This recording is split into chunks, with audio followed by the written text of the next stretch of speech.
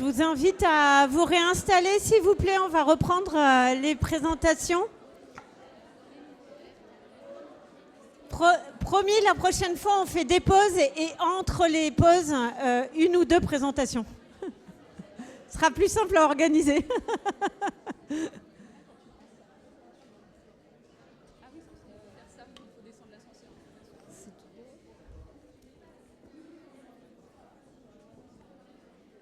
Donc les prochaines JCRA, c'est 3 présentations par journée seulement pour laisser tout le reste en pause.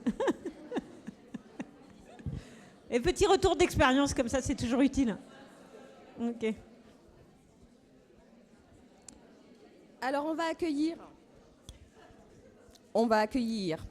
Marjorie Makeda, qui est conservatrice-restauratrice d'objets archéologiques au service archéologique Chartres Métropole, ainsi que Sonia Papayan, qui est archéologue au sein du même service, qui travaille notamment sur le site de Saint-Martin-au-Val. Merci Sophie. Alors, Sonia et moi allons vous parler de l'exposition Bois sacré, une histoire des origines de Chartres, une exposition qui s'est déroulée à Chartres dans les locaux de la direction de l'archéologie l'année dernière, entre le 14 juin et le 2 novembre 2025. C'était une exposition temporaire qui visait à présenter au public les résultats des campagnes de fouilles entreprises sur le site de Saint-Martin-en-Val et plus particulièrement dans le Nymphée depuis 2018. Alors avec Sonia, on s'est réparti un peu la parole. Donc Sonia va vous présenter les axes thématiques et le pourquoi de la sélection des œuvres. Et quant à moi, je vous expliquerai les conditions d'exposition et on en tirera un bilan. Voilà. Alors, attends, je te laisse pour la première. Ouais, il faut que tu me... Alors, dans le cadre de la nouvelle programmation scientifique de la direction de l'archéo de Chartres Métropole, au moins un événement scientifique majeur est organisé chaque année. Pour l'année 2025, la thématique scientifique a été axée sur le bois. Cette décision fait suite à l'apparition du rapport de synthèse décennale du programme de recherche mené sur le sanctuaire antique de Saint-Martin-au-Val. Il fait notamment part des découvertes exceptionnelles réalisées à l'occasion de la fouille d'un nymphée, plus particulièrement celle d'un ensemble de bois gorgés d'eau qui appartenait au reste d'un plafond à caisson en bois, ornant l'intérieur de l'édifice. C'est dans ce contexte dynamique qu'ont été organisées à Chartres les 3e rencontres des GEB, Journée d'études internationales sur le bois, les 12 et 13 juin 2025.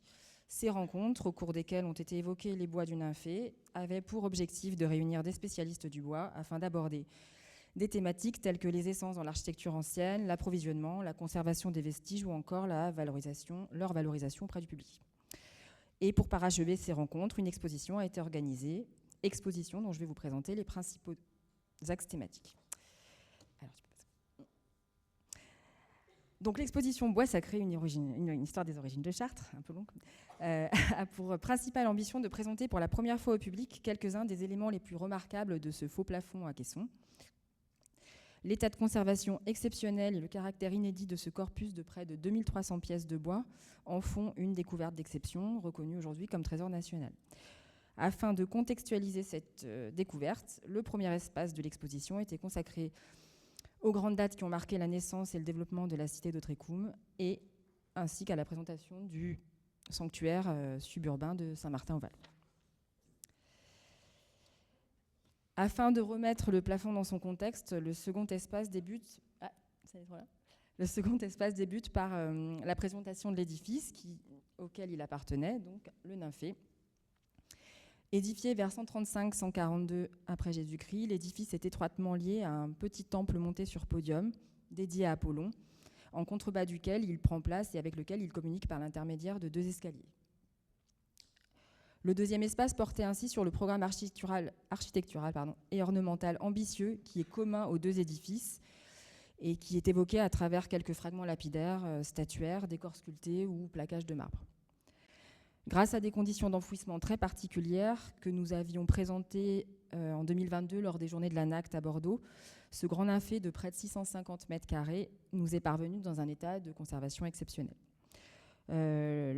L'ordre monumental se situe en façade orientale.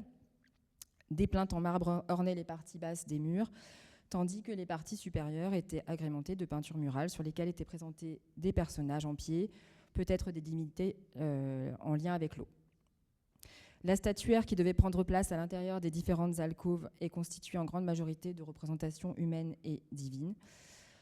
Le nymphée abritait 2 bassins d'ornementation qui participaient à la mise en scène d'un bassin central au décor plus épuré, probablement destiné aux ablutions rituelles préalables à l'accès vers le temple.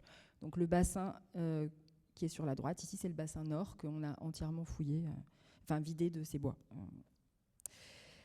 Et enfin, donc, un faux plafond à caisson en bois peint et sculpté participait à la richesse du décor intérieur de l'édifice. Et donc c'est l'objet de notre intervention. Alors, c'est un incendie que l'on situe vers le début du IIIe siècle qui est à l'origine de l'effondrement de ces bois. Il précède une grande phase de démantèlement de l'édifice. L'essentiel du corpus de bois gorgé d'eau est issu des bassins nord et sud du nymphée. Et donc, à lui seul, le bassin nord a livré près de 1700 pièces de bois. Afin que donc le plafond à caisson, toujours en cours d'étude aujourd'hui, est un ouvrage de menuiserie complexe. Afin que le visiteur mesure le haut degré de technicité des artisans de l'époque, il s'agissait de mettre en lumière les solutions ingénieuses adoptées pour la mise en œuvre de ce faux plafond, au travers de son système de suspension, de ses assemblages complexes, parfois inédits, agrémentés de décors finement ciselés et probablement peints. Pour simplifier les choses, on peut classer les pièces de bois en 3 catégories: le système de suspension, les éléments structurels du plafond et les éléments de décor. Et j'ai volontairement laissé de côté les éléments de charpente qui sont minoritaires au sein du corpus et qui, du coup, ne reflètent pas l'essentiel de ce qu'on a étudié. Donc la question des élévations et de la couverture de l'édifice, elle est toujours à l'étude. Je répète un peu. Si nous restons volontairement prudents sur le sujet, l'hypothèse d'une couverture totale de l'édifice est aujourd'hui privilégiée. La charpente de l'édifice serait ainsi dissimulée derrière un faux plafond en bois qui n'était pas directement cloué, mais relié à cette dernière via un système de suspension totalement inédit, les baguettes de suspension. Donc c'est les schémas que vous voyez ici sur la droite. Et la photo de gauche, en fait, c'est un exemple d'une poutre de caisson qui, en fait, sur sa face arrière, a encore ses 2 crochets et ses extrémités de baguettes qui sont encore engagées dans le piton qui est fixé à l'arrière des poutres. Ces pièces sont confectionnées donc en chêne et donc à l'extrémité de cette petite baguette, le crochet métallique est enchâssé, peut-être avec une ligature pour renforcer. Ça reste encore une hypothèse. Et voilà. L'ensemble des pièces structurelles du plafond à caisson a été confectionné en sapin. Pour leur assemblage, pas de chevillage, le système est autobloquant. Et c'est sans doute la raison pour laquelle on a retrouvé beaucoup d'ensembles qui étaient encore en connexion anatomique, on va dire ça comme ça. Sa trame générale est constituée de lignes d'hexagones et de losanges. Chacun de ces compartiments est conçu en paliers successifs et peut comporter entre 3 et 5 degrés de profondeur. Je ne vais pas pouvoir rentrer dans le détail puisque le sujet est vaste, mais dans le principe, la conception d'un caisson, elle est assez simple puisqu'il s'agit de superposer des cadres, donc c'est l'éclaté de poutrelle que vous avez sur la droite là-bas, donc de superposer des cadres de tailles différentes les uns sur les autres. Le premier cadre en poutre sert de support à un second cadre plus étroit, qui lui-même sert de support à un troisième cadre, etc., plus étroit encore, jusqu'au dernier où en fait on a un système de planches qui vient fermer le fond des caissons. Vous l'avez sur la diapo suivante pour avoir un peu plus de détails. Alors, ça sera sur la suivante encore. Donc pour les pièces décoratives, chaque élément structurel du plafond est agrémenté d'un décor qui est confectionné en tilleul. On peut les classer en 2 catégories, les décors fixés en applique et les moulures d'encadrement ornées.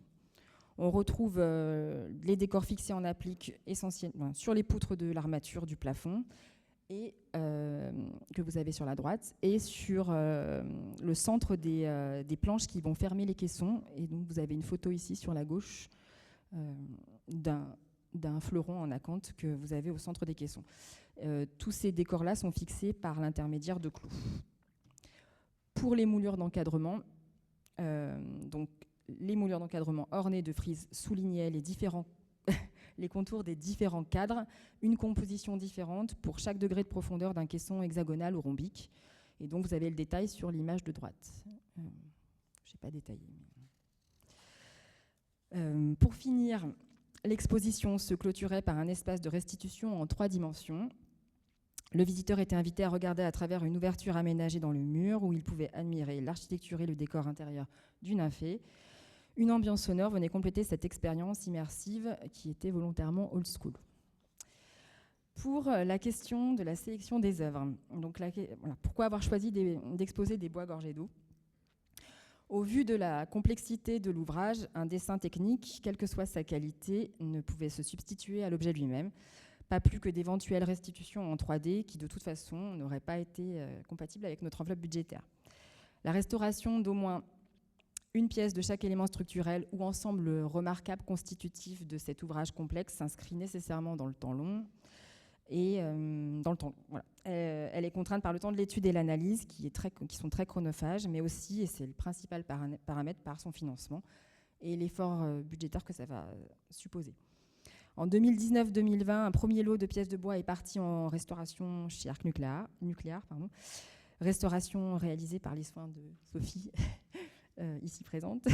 Ce lot comprenait une majorité de poutres de caissons formant l'armature du plafond, qui présentaient notamment des moulures de raies-de-cœur en ciseaux dans un état de conservation remarquable. D'autres ensembles vont suivre, notamment le premier caisson hexagonal extrait du bassin que vous avez au milieu, dont l'assemblage du cadre et le fleuron central sont eux aussi particulièrement bien conservés. Un losange sur les 8 exemplaires encore en connexion que nous avons dans le corpus, ainsi qu'une chaînette à 2 brins qui ornait une poutre de l'armature ont été ajoutés à cette liste en prévision de l'exposition. La perspective de présenter un exemplaire de chaque pièce structurelle du plafond en bois n'était de fait pas envisageable, du moins pas en choisissant parmi les éléments déjà restaurés. Le choix s'est donc porté sur une sélection d'objets non restaurés, c'est-à-dire des pièces de bois encore gorgées de leur eau. Parmi les éléments qui faisaient défaut, il y avait à la fois des pièces structurelles, mais aussi des éléments de décor. Donc on avait notamment le système de suspension. Donc on a choisi de sélectionner plusieurs fragments de baguettes dans lesquels le crochet est toujours enchâssé. Le corpus en compte un grand nombre, mais nous avons volontairement écarté les plus beaux ensembles qui sont de manière générale assez fragiles. Donc vous avez l'arrière d'une poutre ici et puis deux crochets qui étaient présentés en eau. Une poutre de l'armature et ses décors. Donc plusieurs poutres de caisson formant l'ossature ont été restaurées. Elles illustraient bien les décors des premiers et des deuxièmes degrés de profondeur de l'ouvrage, mais aucune n'est représentative des assemblages inédits à tenons multiples des extrémités que vous avez sur la gauche ici. Nous avons choisi donc un exemplaire de poutre de caisson qui est complet, c'est-à-dire qui possède à la fois ces assemblages en extrémité ainsi que l'intégralité de ces décors fixés en applique. Donc chaînette au centre, enfin chaînette à 2 brins au centre, chapelet de perles et les pirouettes sur les parties en bordure et puis aux 2 extrémités des fleurons en feuilles d'acanthe. On a aussi sélectionné 2 poutrelles de caisson désassemblées pour illustrer le système d'assemblage en enfourchement des différents cadres du plafond.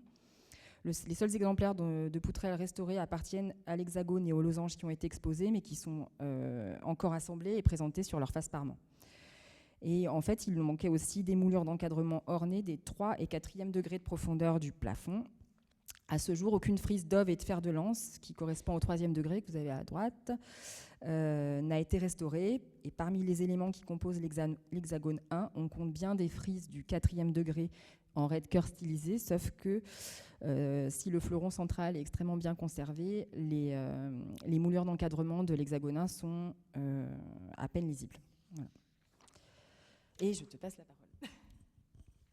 Voilà, je vais prendre la suite. Hop.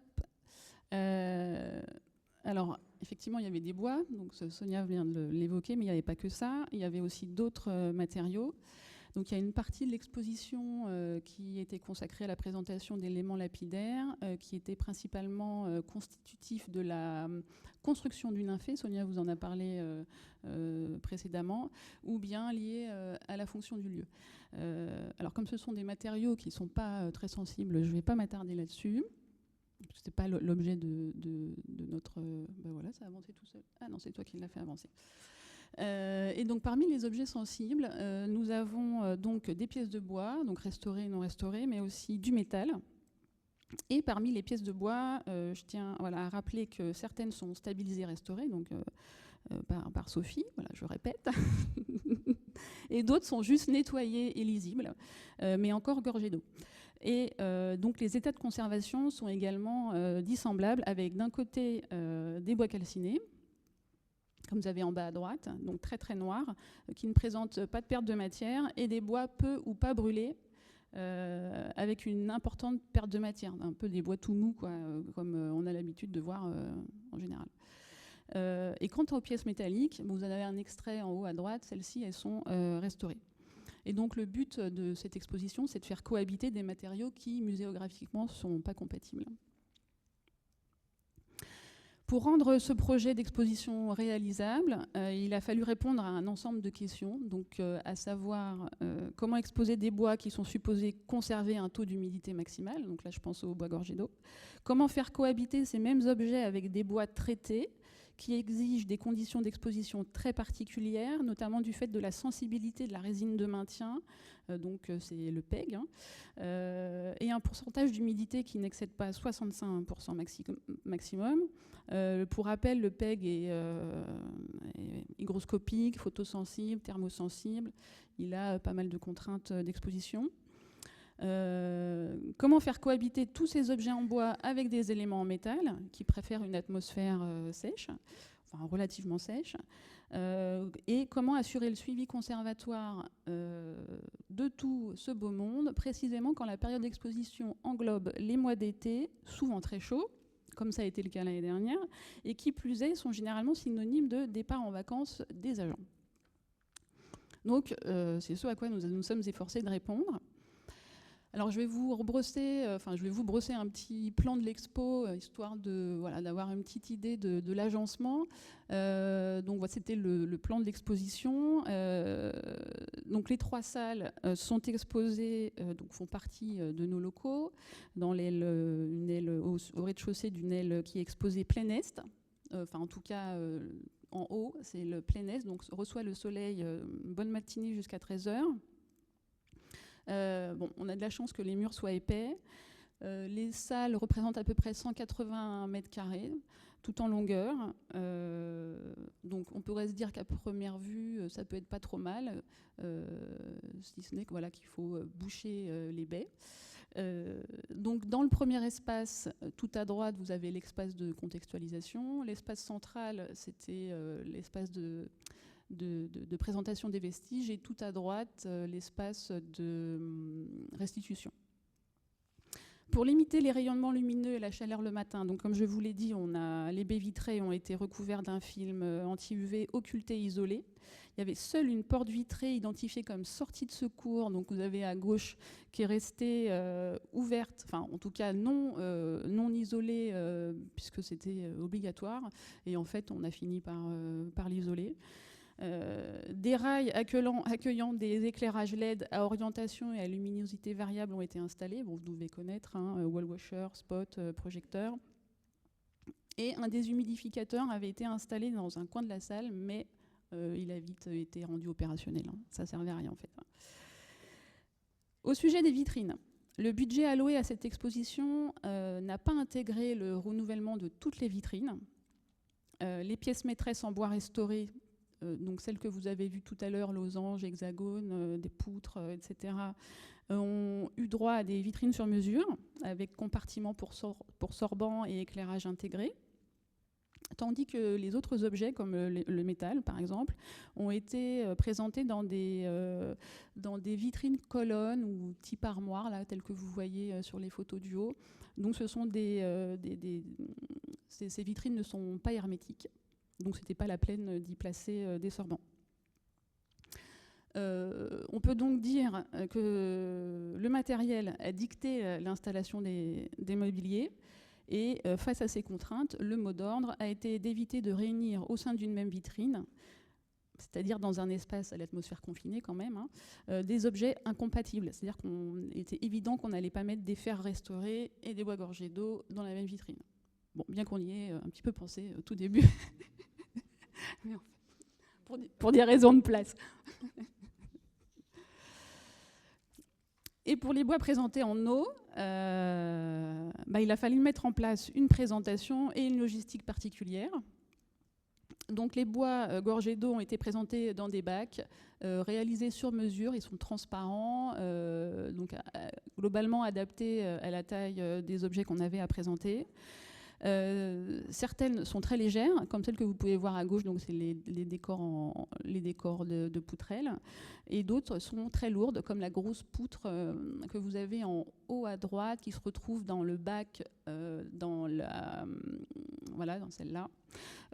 Donc c'est une poutre qui mesure 70 cm de long par 30 cm de large. Bon, je ne l'ai pas pesée, mais avec l'eau, c'est très lourd. Et donc, c'est des objets comme ça qu'il a fallu soulever plusieurs fois, reposer, avec les bacs, plus l'eau dedans. Enfin, c'était assez lourd. C'est vrai qu'on aurait dû peser. Pour assurer la conservation préventive de ces bois, durant les premiers mois en plein été, nous avions convenu de renouveler l'eau 2 fois par semaine. Il faisait très chaud, hein. Je ne sais pas si vous vous rappelez, mais à partir du 15 juin l'année dernière, les températures ont frôlé les 30 degrés à plusieurs reprises l'après-midi, enfin en tout cas à Chartres. Et alors la logistique a consisté à, sur place, la première diapo, c'est une photo de notre kit eau, bidon, pompe, etc. Donc la première phase a été de vider l'eau des bacs à l'aide d'une pompe manuelle, donc ce que vous voyez Sonia faire là, ou bien quand le poids du bac le permettait, de transporter bac et bois dans une salle contiguë des toilettes, qui par chance était munie d'une douche. Donc régulièrement nous nettoyons les objets directement au jet de douche. On nettoie aussi les bacs, on les enlève de toutes leurs traces et on replace l'objet, le bois gorgé d'eau dans le bac et on ramène sur place et puis on remet de l'eau. Déminéraliser tant qu'à faire, même si c'était plus pour des raisons de dépôt de calcaire. À Chartres, l'eau est très très dure, plutôt que pour des raisons. On a explosé le temps, c'est ça? Ouais. J'ai pas fini pourtant.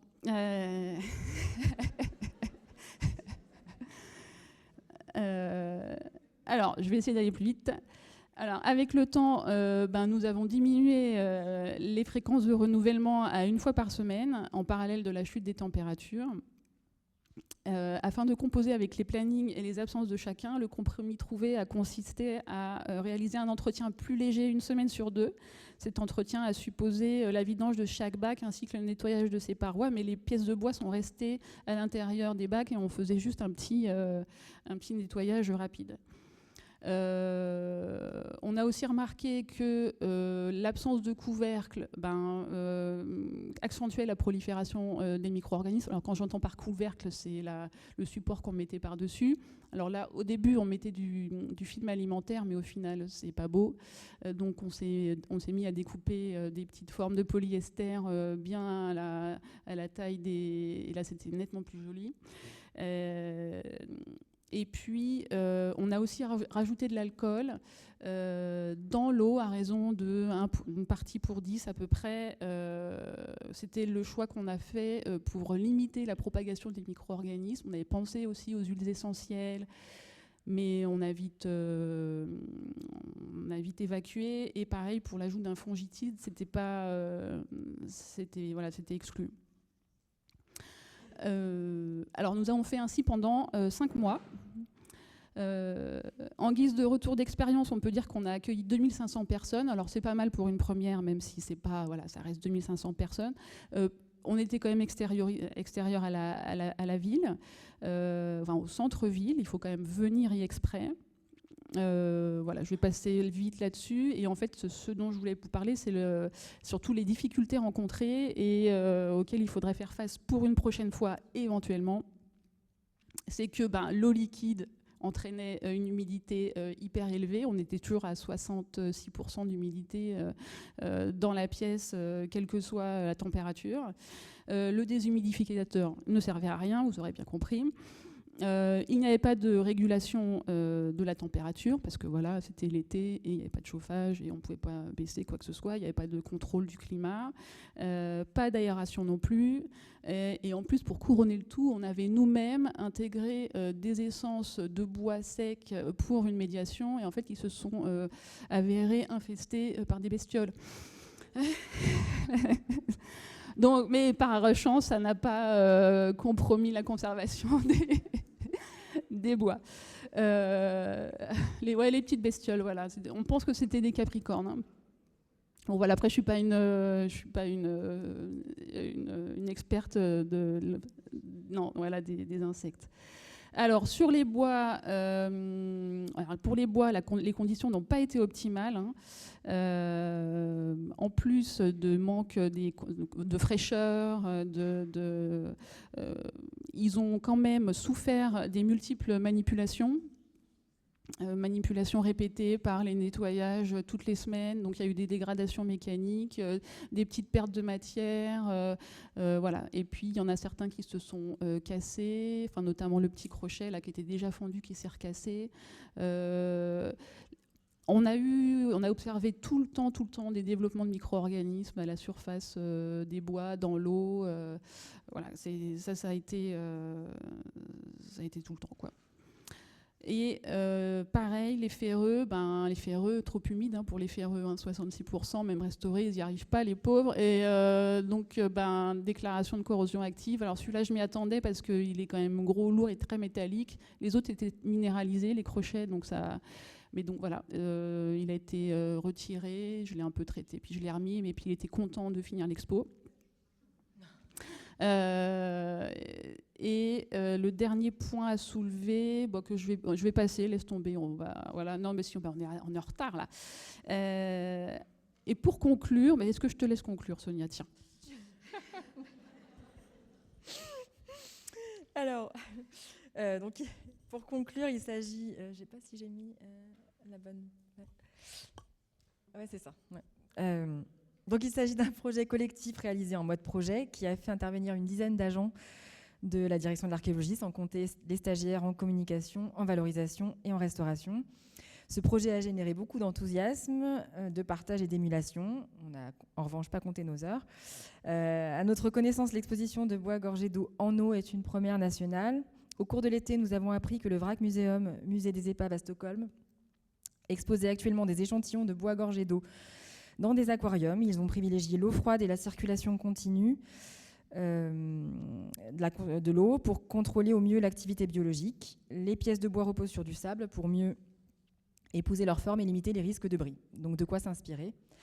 Et à la question si c'était à refaire, on s'est quand même posé la question, pourquoi pas, mais tout d'abord parce que l'exposition elle a plutôt été bien accueillie par le public, mais dans des conditions différentes, parce que du coup la logistique elle est très lourde. Et du coup, il faut bien reconnaître que le lundi matin, on tire un peu la langue.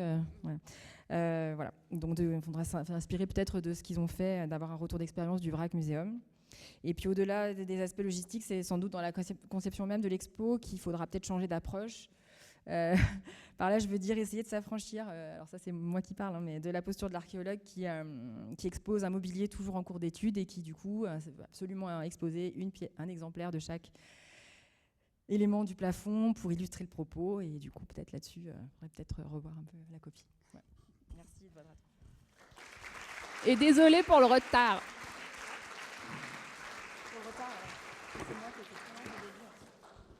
Bravo pour ce choix osé de présentation misographique. On va maintenant accueillir Anna Bez-Harold, qui est conservatrice-restauratrice de métaux archéologiques et ethnographiques au laboratoire d'archéologie des métaux à Nancy, ainsi que Frédéric Adam, qui est chercheur associé de l'équipe anthropologie médico-légale de l'université d'Aix-Marseille, mais qui est aussi archéologue spécialiste des conflits contemporains à l'INRAP.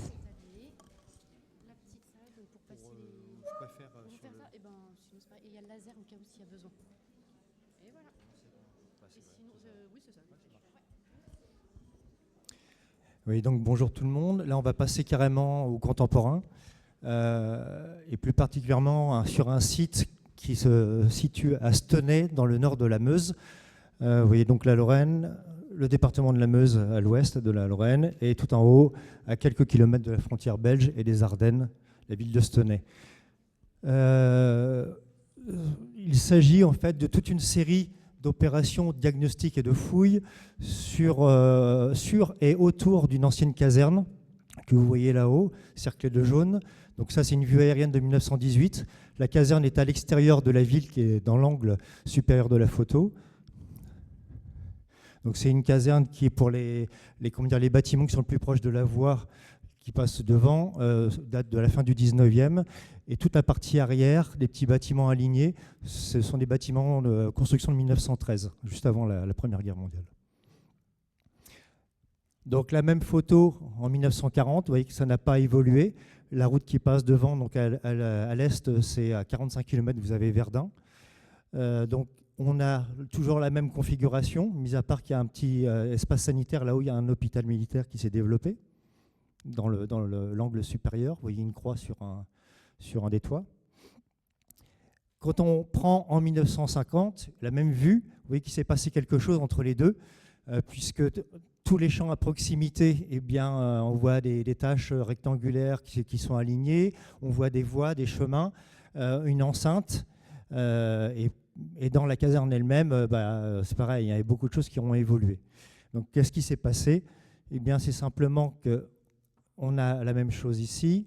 Je vous ai mis des séparations, c'est simplement des enclos, puisque le 6 octobre 1944, les Américains arrivant dans le secteur vont installer un camp de prisonniers pour leurs prisonniers allemands. Ils sont essentiellement issus de la bataille des Ardennes. Donc là, vous avez toute une série d'enclos dont les archives et les fouilles vont nous permettre de comprendre un peu le fonctionnement. Mais rapidement, ici, vous avez dans ces bâtiments, ce sont les bâtiments des gardiens et de l'administration américaine. Donc il y a 300 gardiens et à peu près une bonne vingtaine d'administratifs pour gérer le camp. Devant, dans les anciens bâtiments du 19e, eh bien, vous avez entre autres l'hôpital central. Il y a à peu près 2000 blessés et amputés, en juillet 1945 par exemple, et 4000 adolescents aussi, de 12 à 17. Dans les petits bâtiments toujours de plein pied à l'arrière, vous avez également des femmes. C'est un camp mixte. Vous avez à peu près 500 femmes et quelques bébés. Et dans la plus grande partie, à droite, dans les champs, eh bien, tout ce que vous voyez ici, je vais passer à la suivante, voilà. En fait, ce sont essentiellement des alignements de grandes tentes pour plus de 100 personnes à chaque fois. Et puis, il y avait quelques structures légères, soit en bois, soit en tôle. Là, c'est pour tout ce qui est sanitaire en général. Hein. Et puis, les petites cuisines, etc. Voilà. Donc, c'est un camp qui est au départ créé pour 10 000 personnes. En fait, en quelques semaines, ils vont arriver à 16 000, 17 000. Donc, ils vont encore faire une extension pour éventuellement 30 000 personnes. En fait, ils vont rarement dépasser 20 000 à demeure. Sauf que après la capitulation de l'armée allemande, le 8 mai 1945, ce camp devient un camp de transit, et donc plus de 300 000 prisonniers vont passer par là. Donc aujourd'hui, nous fouillons ponctuellement et assez régulièrement le site, puisque c'est une ZAC qui s'est implantée sur le même lieu. Et donc, au fur et à mesure de l'avancée des travaux, puisqu'il y a des nouvelles entreprises qui se créent ou des changements d'affectation, eh bien, on va réintervenir à chaque fois. Donc là, on est forcément confronté donc, à des milliers d'objets, dont beaucoup sont composites, avec le problème que vous pouvez comprendre tout de suite. Nous, ce qui nous intéresse pour comprendre le quotidien des prisonniers, eh bien, c'est deux structures essentiellement. C'est bien sûr les poubelles et les latrines. Dans les deux cas, énormément d'objets ont été jetés. Donc là, vous avez une latrine en fonction. Vous voyez, c'est très simple, c'est une tranchée avec un système de poutrage plus ou moins élaboré. Et puis, on fait ses besoins en commun. On discute tranquillement en lisant le journal. Au niveau archéologique, voilà à quoi ça correspond. Vous avez en haut à gauche la même structure donc, qui a été rebouchée. Donc, au moment du décapage archéologique, on voit une grande tache rectangulaire, plus sombre. On va l'ouvrir à la mini-pelle mécanique.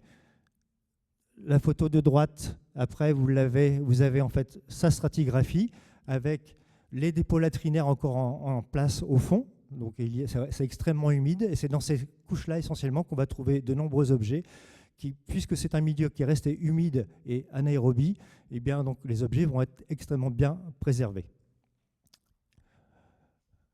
À droite, dans l'angle, la même structure une fois vidée. Donc on récupère tous les objets. Là, on se retrouve avec tout. Verre, bois, métal, tissu, cuir et documents papier. Alors, on a des fragments de journaux en plusieurs langues, allemands ou américains. Même les journaux américains en question sont imprimés par les Allemands, en fait. On est dans un système de dénazification dès le départ. Et puis, on a aussi des comics américains. Quelques autres éléments. Vous voyez les brodequins avant et après leur nettoyage. Donc, ils sont en relativement bon état. Sauf que, vous voyez tout de suite sur les brodequins, on a déjà plusieurs matières. On a du cuir, on a des œillets métalliques et des semelles en caoutchouc.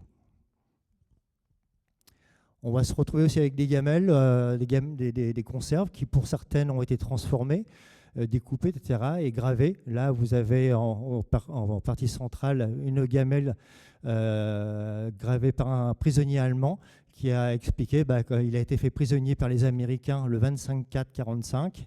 Ses initiales, c'est KL, et il est né à Vienne le 5/9/1899.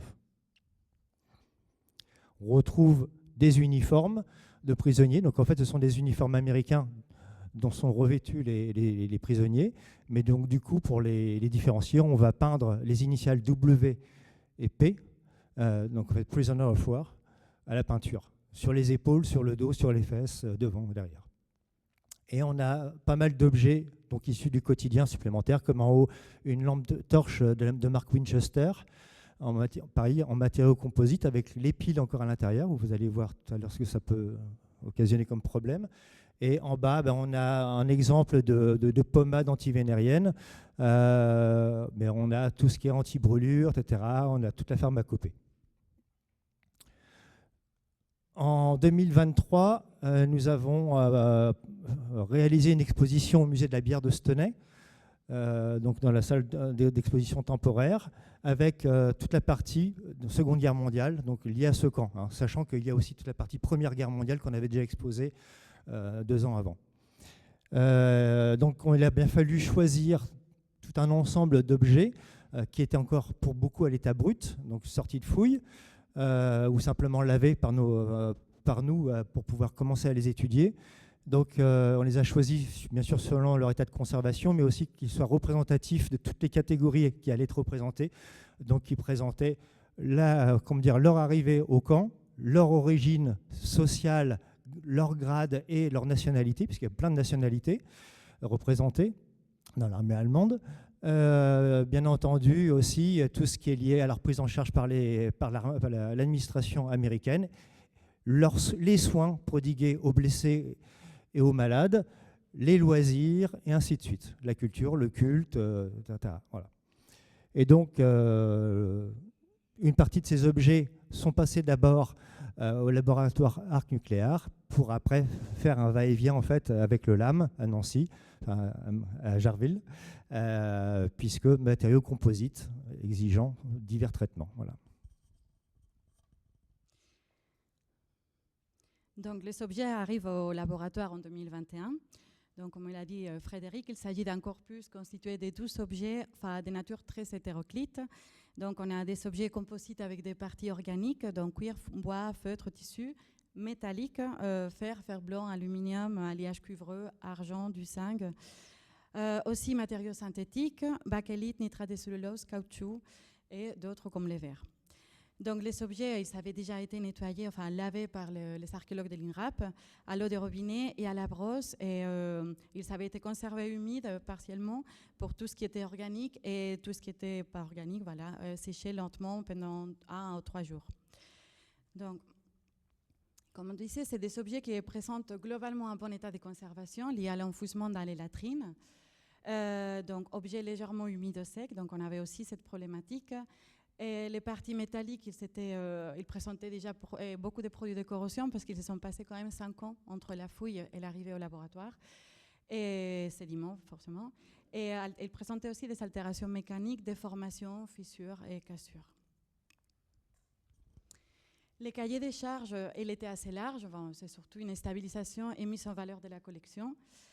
Et avec la problématique, forcément, quel degré d'intervention réaliser, quelles interventions envisager, en prenant en compte tout ce qui va associer à des matériaux organiques et contemporains, voilà, l'ordre d'opération, l'incompatibilité entre différents matériaux, la méconnaissance des mécanismes de dégradation des plastiques et la présence des matériaux polluants.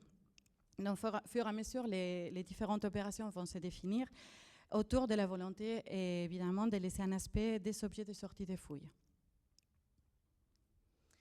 Bon, nous, on a commencé pour réaliser des tomographies. C'était un peu aussi la demande de l'INRAP pour leur étude, afin d'observer déjà dans un premier temps les contenus des objets, parce qu'il y avait des porte-monnaies, par exemple, qui étaient fermés, inaccessibles, donc pour voir s'il y avait encore des surprises à l'intérieur. Et pour la gourde également, mais bon, il n'y avait rien à l'intérieur. Mais ça permettait aussi de mieux identifier les inscriptions des objets nominatifs qui portaient des inscriptions. Bon, les parties organiques, ils ont été envoyés, enfin les parties organiques, les objets composites avec des parties organiques, ils ont été envoyés chez Art Nucléaire. Là-bas, ils ont réalisé les traitements habituels dans ce type d'objets. Et avec la particularité aussi de traiter les caoutchoucs pour la première. Voilà. Donc vous pouvez trouver ici la référence des objets, des caoutchoucs, pour la restauration des caoutchoucs qu'a réalisé Sophie, ici présente. Pour les objets composites, donc, la partie métallique elle est revenue au laboratoire en 2022. Donc les parties organiques, ils ont été préalablement protégées par un film tirable en plastique. Et nous avons réalisé un nettoyage mécanique ponctuel par microsablage et microtour. Et ensuite, ils ont été protégés avec un inhibiteur de corrosion, de l'acide tannique, un vernis acrylique paralloïde et de la cire microcristalline. Donc, on a intervenu notamment sur les œillets, sur les clous des chaussures et sur tout ce qui était boucle des lanières. Les objets métalliques proprement dit, voilà, ils ont été nettoyés aussi mécaniquement. Pour éliminer tous les produits de corrosion. C'est des objets que, comme ils étaient constitués en fer blanc et en aluminium, on n'a pas pu stabiliser par sulfite alcalin. Seulement, on a pu intervenir sur la fermeture de la gamelle en aluminium. C'est la partie en fer qui est détachée. C'est le seul élément qu'on a pu stabiliser. Et les autres, juste un nettoyage mécanique, voilà, comme je disais, microsablage, avec des gommes abrasives aussi, accompagnées des complexons de DTA pour ramollir, tout en prenant en compte que c'est des objets qui sont aussi couverts de couches de peinture, donc du coup, il fallait en prêter une attention particulière. Remontage et collage, on a fait juste pour le remontage de la fermeture, comme je disais, et ensuite la consolidation des parties pour garantir une stabilisation mécanique, mais pas forcément pour recoller toutes les parties ou pour fermer tous les déchirures ou fissures qui étaient présentes, par exemple, sur les boîtes de conserve. Donc la protection, ensuite, ça a été réalisé dans ces cas-là pour paralloïde V67 à cause de la présence des peintures. Alors, les cas des lampes torches, bon, ça nous a posé des problèmes particuliers à cause déjà de la variété des matériaux et de la présence des polluants liés à la présence des piles à l'intérieur, qui faisait dégager déjà quand on l'avait ouvert une odeur très forte et très acide, et surtout dans les cas de la lampe qui est cassée en deux, et il avait une poudre noire qui se répandait partout et polluait complètement l'objet. Donc nous avons fait des recherches sur les composants de ces piles, type BA30, qui sont caractéristiques de cette époque. Donc on a trouvé de l'information. Donc dans les années 40, il y en a deux types, soit les modèles américains, une pile au mercure, ou les modèles français, ça dénominait aussi la pile de l'éclenché, appelée aussi la pile acide. Donc nous nous sommes inclinés plutôt sur cette théorie parce que justement, l'électrolyte de cette pile, c'est à base de chlorure de zinc et chlorure d'ammonium, qui en contact avec l'humidité, ça dégage de l'acide chlorhydrique et de l'ammoniac. Donc ça pourrait justifier la présence de cette odeur très forte. Après, la poudre noire qui se répandait partout pouvait être liée aussi à notre composant de la pile, que c'est l'oxyde de manganèse et la tige de carbone à l'intérieur. Donc nous avons après traité ces objets avec la problématique qu'ils représentent. Donc on a réalisé une demande auprès de l'INRS justement pour voir comment on pouvait nettoyer, parce qu'on s'est orienté plutôt pour un nettoyage mécanique. Donc, comment on pouvait se protéger face à la dangerosité de ces composants auxquels on méconnaissait un peu qu'est-ce qu'ils pouvaient produire. Donc, du coup, ils nous ont conseillé les porter des CPI respiratoires avec un filtre ABE-KP3. Et donc, on a réalisé ce sablage aussi parce que pour éviter justement, face à la méconnaissance des altérations des plastiques, éviter de rajouter des solvants. Et donc, les parties plastiques, ils ont été ensuite brossées, micro-sablage doux pour nettoyer le plus possible les sédiments et les produits de corrosion qui se sont aussi diffusés sur ces plastiques. Et ensuite, on a fait le choix de ne pas remonter la lampe cassée. Donc, ça nous permettait déjà, on l'avait vidé complètement de ces polluants et de ces composés. Et ensuite, on voulait la présenter pareil à la sortie des fouilles. Il n'avait pas, comme ça, les gens pouvaient observer aussi la pile à l'intérieur. Et bon, ensuite, on a protégé les parties métalliques, comme on a expliqué précédemment. Alors après, on a fait le choix, que je peux en parler, sur la lampe torche américaine elle conservait les deux piles à l'intérieur. Là, on a fait le choix de ne pas la vider, en sachant que ça continuait à dégager une forte odeur acide, donc en sachant que peut-être ça allait continuer à altérer les éléments métalliques qui étaient présents à l'intérieur. Mais de sortir ces piles, ça impliquait complètement casser la carcasse et perdre complètement les informations. Donc, du coup, on a fait les choix là en disant que c'était aussi une expérience pour nous de voir comment ça évoluait à long terme. Pour les prélèvements des passementeries en argent, dans les cahiers des charges, c'était demandé un dégagement justement de la motte avec un transfert sur un tissu. C'est les conseils que nous avait donné la restauratrice en tissu. Mais finalement, face à la fragilité de ces galons qui se disloquaient très facilement et que c'était trop coûteux finalement faire ces transferts, on a fait le choix de laisser la broderie dans son prélèvement, comme témoignage aussi des objets de sortie des fouilles et un renvoi aussi à l'archéologie. Donc, comme traitement, on a réalisé un séchage lent, car la terre était encore humide. Ensuite, on a enlevé les moisissures qui commençaient à se développer avec un mélange eau-éthanol. On a réalisé une consolidation avec paralloïde aussi par imprégnation de la motte. Et on a réalisé un soclage en plexiglas complètement transparent en boîte, comme ça pouvait être observé de tous les côtés. Dans l'exposition, finalement, les 12 objets ont été présentés avec un total de 300 objets.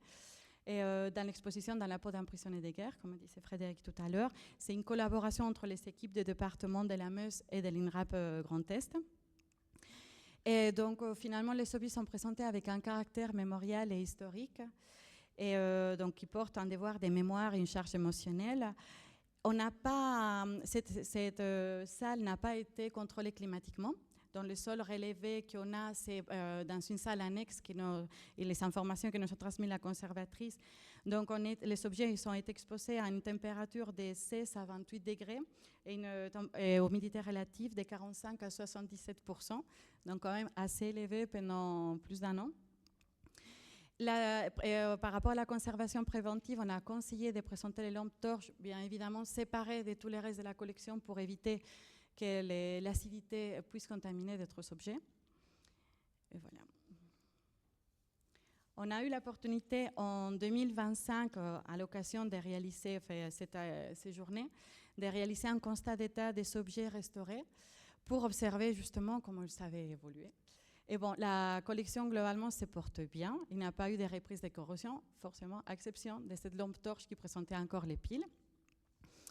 Donc, vous pouvez voir sur la diapo, voilà, c'est surtout les parties en fer qui sont repris. Et par contre, les réflecteurs étaient mis dans un autre sachet à part et ils ne présentent pas de reprise. Donc, quand même, bon, c'est surtout lié au dégagement des piles, de l'acidité des piles. Donc, actuellement, les objets sont conservés à la base de l'INRAP Grand Est de Metz, à une température entre 18 à 24 degrés, une humidité relative contrôlée de 40 à 60%. Alors, comme conclusion, nous avons eu une opportunité précieuse de pouvoir étudier et observer les altérations et l'interaction entre différents matériaux dans une période à peu près de 4 ans, mais certains aspects restent sans réponse. Comment le conservateur-restaurateur peut garantir la conservation de ce type d'objets qui présentent un intérêt soit scientifique ou historique, mais qui est destiné à disparaître? Donc nous allons être de plus en plus confrontés, comme disait Frédéric, à ce type d'objets composites industriels sortis des sites contemporains et des conflits contemporains. Donc voilà, donc je présente ici quelques perspectives justement parce que des carences qu'on a, on a senti qu'on on était confronté à ce type d'objets. Donc améliorer nos connaissances par rapport à l'identification et la conservation des plastiques des contextes archéologiques, développer une méthodologie d'intervention dans les cas des objets composites, justement, et recueillir des retours d'expérience comme celui-ci que je présente, et développer un réseau professionnel pluridisciplinaire pour ce type de matériaux. Donc, je voudrais vous remercier.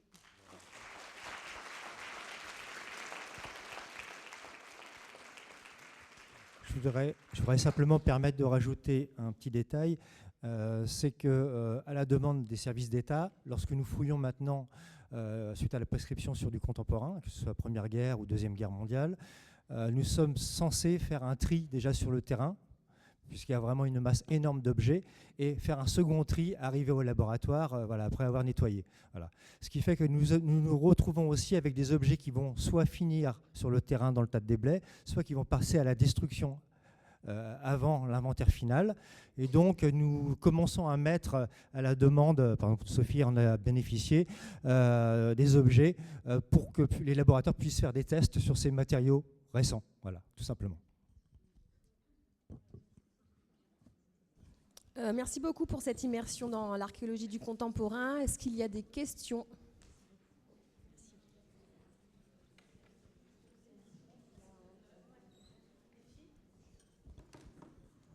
Sur la présentation concernant Stenay ou sur celle concernant Saint-Martin-au-Val ?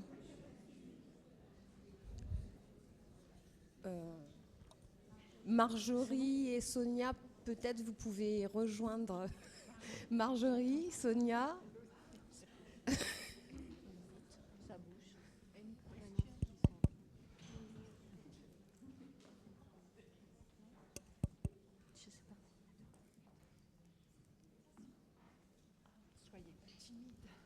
Est-ce qu'il y a des questions dans le public ou est-ce que je peux en poser une ? Non, bah vas-y.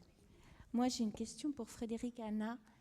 Vous avez parlé de la pollution, mais je voulais savoir au niveau archéo comme au niveau conservation, les questions sanitaires, si vous avez un protocole quand on fouille des latrines, parce que ça doit être... Oui, bien sûr. Il y a des. En fait, en archéologie préventive, de plus en plus, on a des protocoles de prévention et de sécurité sur le terrain liés à beaucoup de pollution, sur lesquelles on passait avant. Mais maintenant, on fait soit des analyses de terrain avant la prescription, soit lorsque nous découvrons des choses qui n'étaient pas prévues. De toute façon, nous en rendons compte. Et donc là, par exemple, pour les latrines, tout simplement, nous étions en combinaison blanche avec des gants adaptés et des lunettes de protection. Voilà, c'est simplement ce genre de choses. Voilà. Il y a d'autres cas où nous avons été obligés de travailler avec combinaison complète, masque à gaz, etc. Voilà, effectivement. Mais c'est vraiment pris en compte de plus en plus, oui. Et pour finir sur ce domaine, je connais au moins un site où il y a eu un suivi des fouilleurs après, pour voir s'il n'y avait pas des répercussions éventuelles sanitaires. Oui, moi j'avais une question par rapport à l'exposition à Chartres sur les bois gorgés d'eau exposés non traités.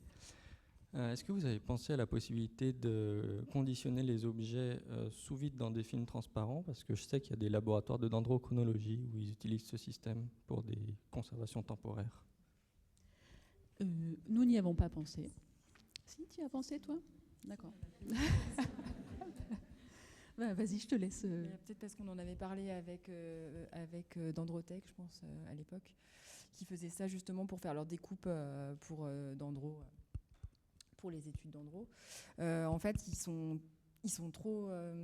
ouais, en fait, ça les écrase. En fait, on serait sur des éléments de charpente, ça serait plus facilement faisable. Là, on est sur des... Alors déjà, c'est plusieurs essences, et puis du coup, des choses qui sont encore en connexion. Donc en fait, ça écraserait beaucoup. Et puis, on est justement sur des faciès mixtes, où on a parfois le même objet, il est moitié brûlé, moitié mou. Enfin, pas brûlé. Oui, je te renseigne. Oui, alors moi j'ai une question. Est-ce que vous avez, donc c'est pour Anna et Frédéric, est-ce que vous avez traité le papier archéologique Est-ce que, je ne sais pas. Non, en fait, on a été surpris par ce type de découverte. Et du coup, en fait, on n'a pas lié au plus pressé, à savoir que systématiquement, tous les documents qui sortaient ont été pris en photo dès le terrain. Puis après, on a été pris par le temps sur le chantier. Donc, on a conditionné ça comme on a pu dans des boîtes relativement hermétiques. Sauf que, bien entendu, la phase post-fouille ne commence jamais dans la foulée.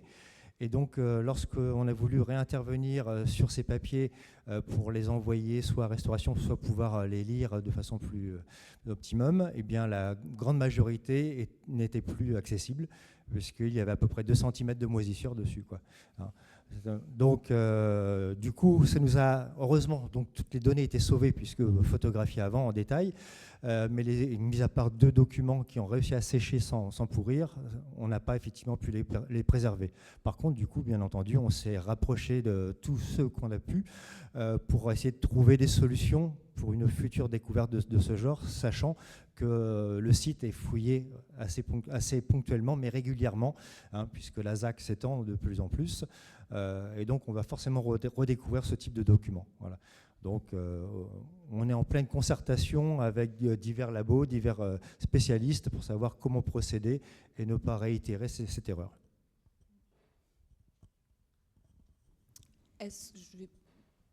Moi, je voudrais poser une question à Frédéric Adam. Je voulais savoir si toutes ces inscriptions sur les différents matériaux avaient permis d'identifier davantage de prisonniers allemands que peut-être ce qui était aux archives. Alors, beaucoup plus, oui, sachant qu'on n'a pas accès à toutes les archives et qu'en fait, on n'a pas la liste exhaustive de ces prisonniers. Donc, comme je vous disais, on a à peu près entre 15 et 20 000 prisonniers à demeure qui vont parfois rester 6 mois, 1 an sur place. Mais à partir de la capitulation de l'armée allemande, eh bien, on va avoir un va-et-vient nuit et jour de trains de prisonniers qui vont être traités des fois en quelques heures, des fois en quelques jours, avant d'être redispatchés vers d'autres camps ou d'être rendus à la liberté. En fait, on va vérifier leur parcours militaire dans ce camp pour savoir si oui ou non ils sont éventuellement passibles de crimes de guerre et donc doivent passer en procès ou pas. Et donc, on va les mettre dans des enclos séparés, etc. Mais donc, donc, en fait, il y a plus de 300 000 prisonniers qui vont passer dans ce camp. Donc, on n'a pas, bien sûr, les 300 000 noms.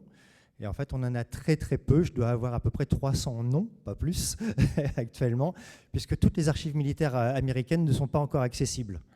Étonnamment, en fait, tout ce qui est lié au sanitaire, par exemple, aux soins, etc., est mis sous clé actuellement. On ne peut pas y accéder, à tel point que je ne sais pas exactement combien il y a vraiment eu de morts dans ce camp sur la période 1944-1947. Lorsque je regarde dans les archives auxquelles j'ai pu accéder, il y a 6-7 morts. Voilà. Excepté la nuit de Noël de 44-45, puisque l'aviation allemande est passée au-dessus pour aller combattre dans les Ardennes et a mitraillé le camp en passant. Et donc, il y a eu pas mal de morts parmi les prisonniers. Mais là, on en parle dans ces documents, puisque forcément, ce sont les Allemands qui ont tué les Allemands. Voilà. Non, mais réellement, il y a une partie des archives qui ne sont toujours pas accessibles. Donc, j'ai une partie des noms. Et du coup, chaque nom découvert sur les objets, effectivement, nous permet de tirer la ficelle un petit peu plus loin et d'aller beaucoup plus loin dans la compréhension du fonctionnement et du parcours de ces combattants. Il y a aussi des objets qui ne sont pas nominatifs, mais qui sont vraiment très particuliers, comme le dernier qui est passé au laboratoire de l'archéologie des métaux, à savoir c'est un badge porté sur un uniforme d'un soldat, en fait, d'un officier supérieur allemand, et qui a été caché avec ses galons dans une latrine. Pourquoi ? Parce que rien que le port de ce badge pouvait le conduire à un procès style Nuremberg. Puisque c'est un des premiers nazis, un des premiers SA de 1922, et qui a survécu à la nuit des longs couteaux, qui a continué sa carrière en tant que général et qui a fini au camp d'Austenay. Et donc ce genre de personnage, il a forcément trempé dans tout ce qu'il ne fallait pas. Et donc il s'est caché dans la population, comme Eichmann l'a fait pendant des années. Alors moi j'aurais une question sur les bois gorgés d'eau.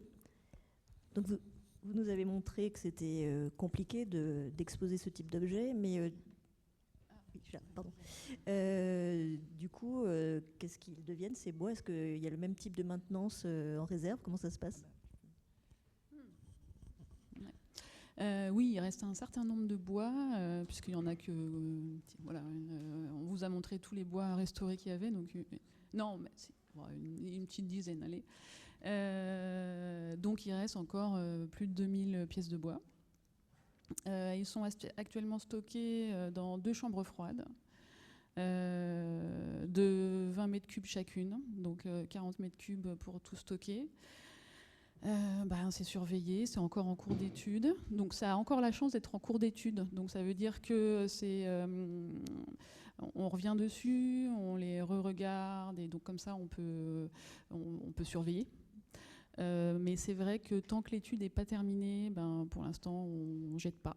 Mais à terme, quand ce sera terminé, dans un certain temps, voilà, il faudra effectivement faire des choix, et je pense qu'on jettera ou on renfouira ou on donnera, je ne sais pas. En fait, là, le choix n'est pas encore fait. Tu veux rajouter un truc?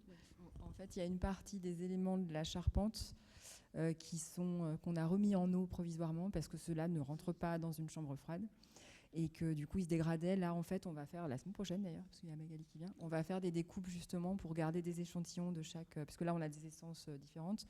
Mais du coup, on avait fait venir des spécialistes de la mécanique du bois, et notamment, qui en fait vont du coup... voilà. Ah, ça marche plus.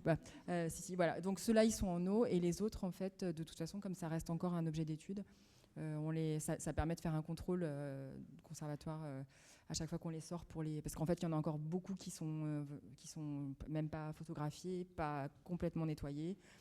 Donc il y en a même certains qu'on avait choisis pour l'expo qu'on a nettoyés juste avant. Qui étaient encore sur une face, et du coup dessous ils avaient encore leur terre, parce qu'il y en a beaucoup. Ouais. Oui, et je tiens à préciser qu'en fait on a fait le choix de les mettre en chambre froide parce que ça prend moins de place que de les mettre dans l'eau, parce que normalement effectivement ça se conserve dans l'eau, mais déjà les bois ils flottent. Donc en fait pour aller voir les pièces du fond, comme tout remonte, bon bref, on a essayé, mais les piscines, mais ça, voilà. Et 2300 pièces de bois, ça fait un... Donc on a fait ce choix-là d'être en chambre froide à peu près 6 degrés, été comme hiver, tout le temps, quoi. Voilà. Et ça, pour l'instant, ça fonctionne bien. Ils sont hyper bien conditionnés, vraiment sans minimum d'air, donc pas sous vide pour les raisons évoquées tout à l'heure. Mais pour l'instant, ça marche plutôt bien. Voilà. Toujours accessible, toujours lisible, pas de problème de conservation, globalement, ça va. Plus qu'une dernière question, qui veut la poser? Oui, une question aussi pour Chartres. Déjà, pour rebondir sur l'idée du vide, j'ai vu aussi des exemples de mise sous vide, mais avec une boîte à l'intérieur. Comme ça écrase pas les objets. Donc c'est d'abord dans une boîte, et le vide est fait avec la boîte qui s'arrête. Du coup, quand ça se serre, ça va s'arrêter sur la boîte, et ça permet d'avoir un vide, en tout cas... un peu plus efficace et qui écrase moins l'objet. Et j'avais vu des expériences aussi avec de l'huile sur l'eau. En Suède, si vous êtes en contact avec la Suède, parce qu'ils font pas mal d'essais à ce niveau-là, de conserver en eau, avec soit complètement dans l'huile transparente, soit avec une fine couche d'huile pour limiter les échanges avec l'extérieur, pour les composites et pour les bois aussi. Et sinon, j'avais une question pour comment il est accroché le plafond, en fait. Vous avez parlé des crochets, mais ils sont sur les côtés ou voilà. J'ai pas compris. Je vais déjà répondre à tes 2 remarques. Je suis intéressée pour les références pour la boîte, pour d'autres choses. Après, pour l'expo, je suis pas sûre que... Parce qu'il faut quand même l'expérience visiteur, donc il faut que l'objet il soit quand même accessible. Au départ, on avait pensé mettre sans les laisser comme ça, libres, pour qu'ils puissent être regardés, mais au final, c'était pas possible. Les gens touchent. On s'en est aperçu, donc il faut faire une barrière. Et qu'est-ce que tu avais... Et donc oui, mais dans le Nord, en fait, je pense qu'ils sont habitués à avoir des objets gorgés d'eau. Ils sont vachement plus avancés que nous sur la question. Donc il y a de quoi s'inspirer en allant voir ailleurs, ça c'est sûr. Et oui, alors pour la partie objets exposés au départ, on avait aussi réfléchi à faire un système de brumisation, comme ce que nous on avait fait sur le terrain, puisqu'on avait un système de circuit fermé où on récupérait l'eau de la nappe et on l'a réinjecté sur les... Donc là, ça ne rentrait pas dans nos budgets. Ça aurait pu être... et pour le système de suspension, en fait, on est sur des petites baguettes qui font 3,5 de large, enfin qui sont vraiment des toutes petites sections. Et donc à une extrémité, l'extrémité de la baguette est fendue, ils enchâssent un crochet. On pense que vu les traces de brûlé, pas brûlé à cet endroit-là, il y avait peut-être une ligature en corde. Voilà. Et ce crochet-là, en fait, on pense qu'il est à l'autre extrémité. On a une seule occurrence où on a l'autre extrémité avec les clous sur la baguette. Donc ça devait être en fait fixé à la volée sur la charpente. Et donc ces systèmes de baguettes-là, en fait, on a donc l'armature. Donc je parlais des poutres de l'armature. Donc on est sur un assemblage avec donc un assemblage inédit avec plusieurs tenons qui s'emboîtent. Et en fait, ce maillage-là, celui-ci, donc il est porteur. Enfin, on ne sait encore pas exactement comment en fait il vient Enfin, on avait un problème de portée, mais finalement on est sur quelque chose qui est faisable en termes de largeur de portée. Mais il doit y avoir des entrées intermédiaires sans doute, et en fait c'est à l'arrière de ces éléments-là, en fait on a un piton, comme un piton d'escalade, donc avec la partie en anneau au bout, qui est fixé un peu de biais. Il y en a en général 2 par poutre, et en fait ils viennent se fixer dedans. Et après les assemblages, ils sont suffisamment intelligents, on va dire, pour que déjà entre elles se tiennent très très bien. Voilà. Je ne sais pas si j'ai répondu, mais... J'avais une question au sujet de la conservation sélective des objets issus des conflits contemporains. Vous disiez qu'il y avait une première étape qui intervenait directement sur le terrain et une seconde à l'issue de la post-fouille avant versement des objets à l'État, notamment via la destruction de certains objets après étude. Comment ça s'est passé pour cette étape-là ? En fait, c'est quoi les réseaux que vous avez activés ? Est-ce que ça a été broyé, incinéré ? Enfin, pour cette étape, comment ça s'est passé ? Sur le terrain, c'est tout simplement laissé sur le terrain, déjà, première phase. Donc en fait, le tri se fait par la répétition du même objet, à savoir un unicum, on le récupère forcément. Lorsqu'on a 50 bouteilles de champagne, même format, même caractéristique, eh bien, on va récupérer 3 ou 4, et les autres vont rester sur le terrain. Hein, voilà, on procède de cette façon-là. Tous les objets qui ne sont pas encore lisibles sur place, les prend. On verra plus tard, au tri suivant. Et lors du tri suivant, au laboratoire, une fois qu'on a tout nettoyé, etc., donc, ce que j'ai oublié de dire, bien sûr, c'est que sur le terrain, on marque ce qu'on ne prend pas, hein, pour avoir aussi un volume, etc., par type d'objet. Hein. Donc, tout ça, c'est noté quand même. Hein. On ne perd pas les données, les renseignements. Et donc, au laboratoire, eh bien, en fait, le tri se fait sous l'œil du SRA, tout simplement. Moi, on me demande déjà de faire un premier tri, à savoir, j'ai 50 boutons d'uniforme du même fabricant, du même type du même modèle, le même matériau. Eh bien, je vais prendre les 5-6 premiers qui sont les meilleurs états, les plus lisibles, et je vais faire une case à garder, et les autres, on peut les jeter.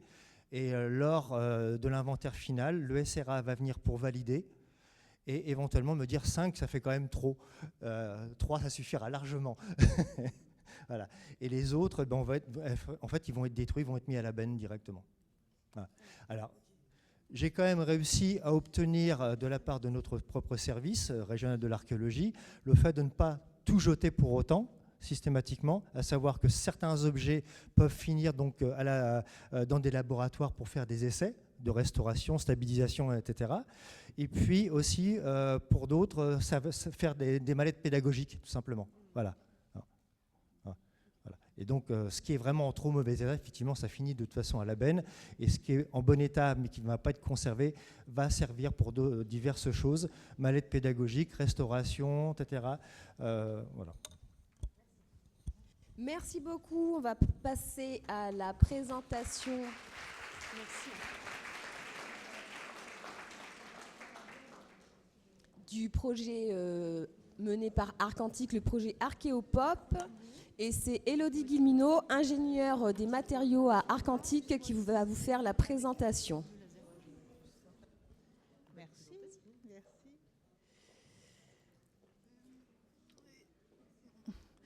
on va donc continuer avec les objets contemporains et avec le projet Archéopop qui a été mené par Julie Gallet, qui a fait ses stages chez nous, mais qui n'a malheureusement pas pu être présente aujourd'hui parce qu'elle a été prise à la police scientifique, donc elle nous a quittés pour une bonne raison. Donc ce projet concerne, en fait, c'est avant même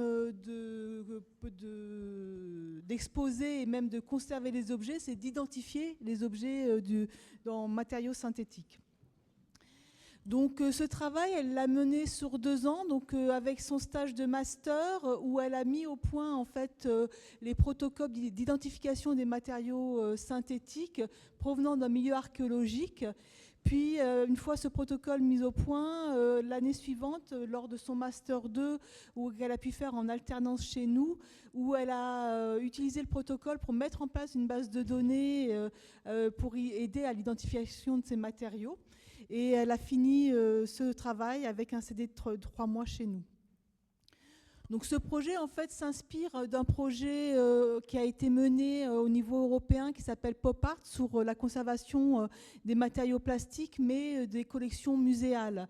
Donc ce travail avait fait pas mal de recherches, donc aussi bien sur la conservation de ces plastiques mais aussi sur leur identification.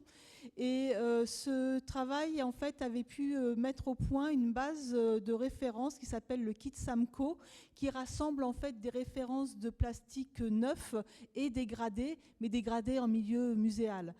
Ce kit Samco, en fait, on a pu en bénéficier lors de ce projet parce que dans nos collaborateurs, on a Nathalie Balcar qui travaille au C2RMF et qui a travaillé à l'établissement et à l'étude de ce kit. Donc ce kit a été complété donc, par d'autres objets, donc cette fois des objets provenant de milieux archéologiques. Donc le premier corpus qui a initié ce projet, provient en fait de l'INRAP. Et après, comme le disait tout à l'heure, on a appelé un peu différents collaborateurs qui avaient des objets qu'ils pouvaient nous donner ou nous prêter pour mener ces analyses. Donc on a le CCE de Pas-de-Calais, Grand Reims, le département de Touraine, le DRASM et aussi une association Aérorecherche qui travaille sur des épaves d'avions.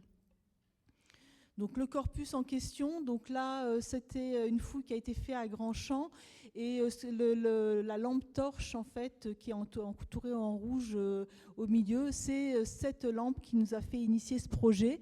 Donc initialement elle avait été identifiée en bakélite et donc normalement en plastique assez stable et en fait on l'a vu malheureusement se dégrader sous nos yeux. Donc comme le lame au départ on s'est dit ça doit être les piles. Et non, en fait, c'était une mauvaise identification du plastique qui était. Et avant de réussir à répondre à cette question, c'est tout le travail de Julie qui nous a permis d'y répondre. Donc, dans les autres objets, en fait, on retrouve différents objets qui peuvent être des objets du quotidien, sanitaire, donc comme les brosses à dents, les peignes ou ce genre de choses, ou des choses, aussi des plastiques qui proviennent des objets de communication. Et aussi la dernière catégorie, donc là c'est lié avec les épaves d'avion. Donc là c'est des fragments d'objets qui nous viennent. Et on s'intéresse aussi donc, à ces objets-là parce que ça fait suite à un projet européen qu'on a mené sur les épaves d'avion où on s'était intéressé aux alliages aluminium. Et l'autre matériau qui pose problème dans la conservation des épaves d'avion, c'est les matériaux synthétiques. Donc le travail de Julie a commencé par mettre en place donc, le protocole d'identification. Donc on part d'une observation le plus macro possible en allant jusqu'au micro.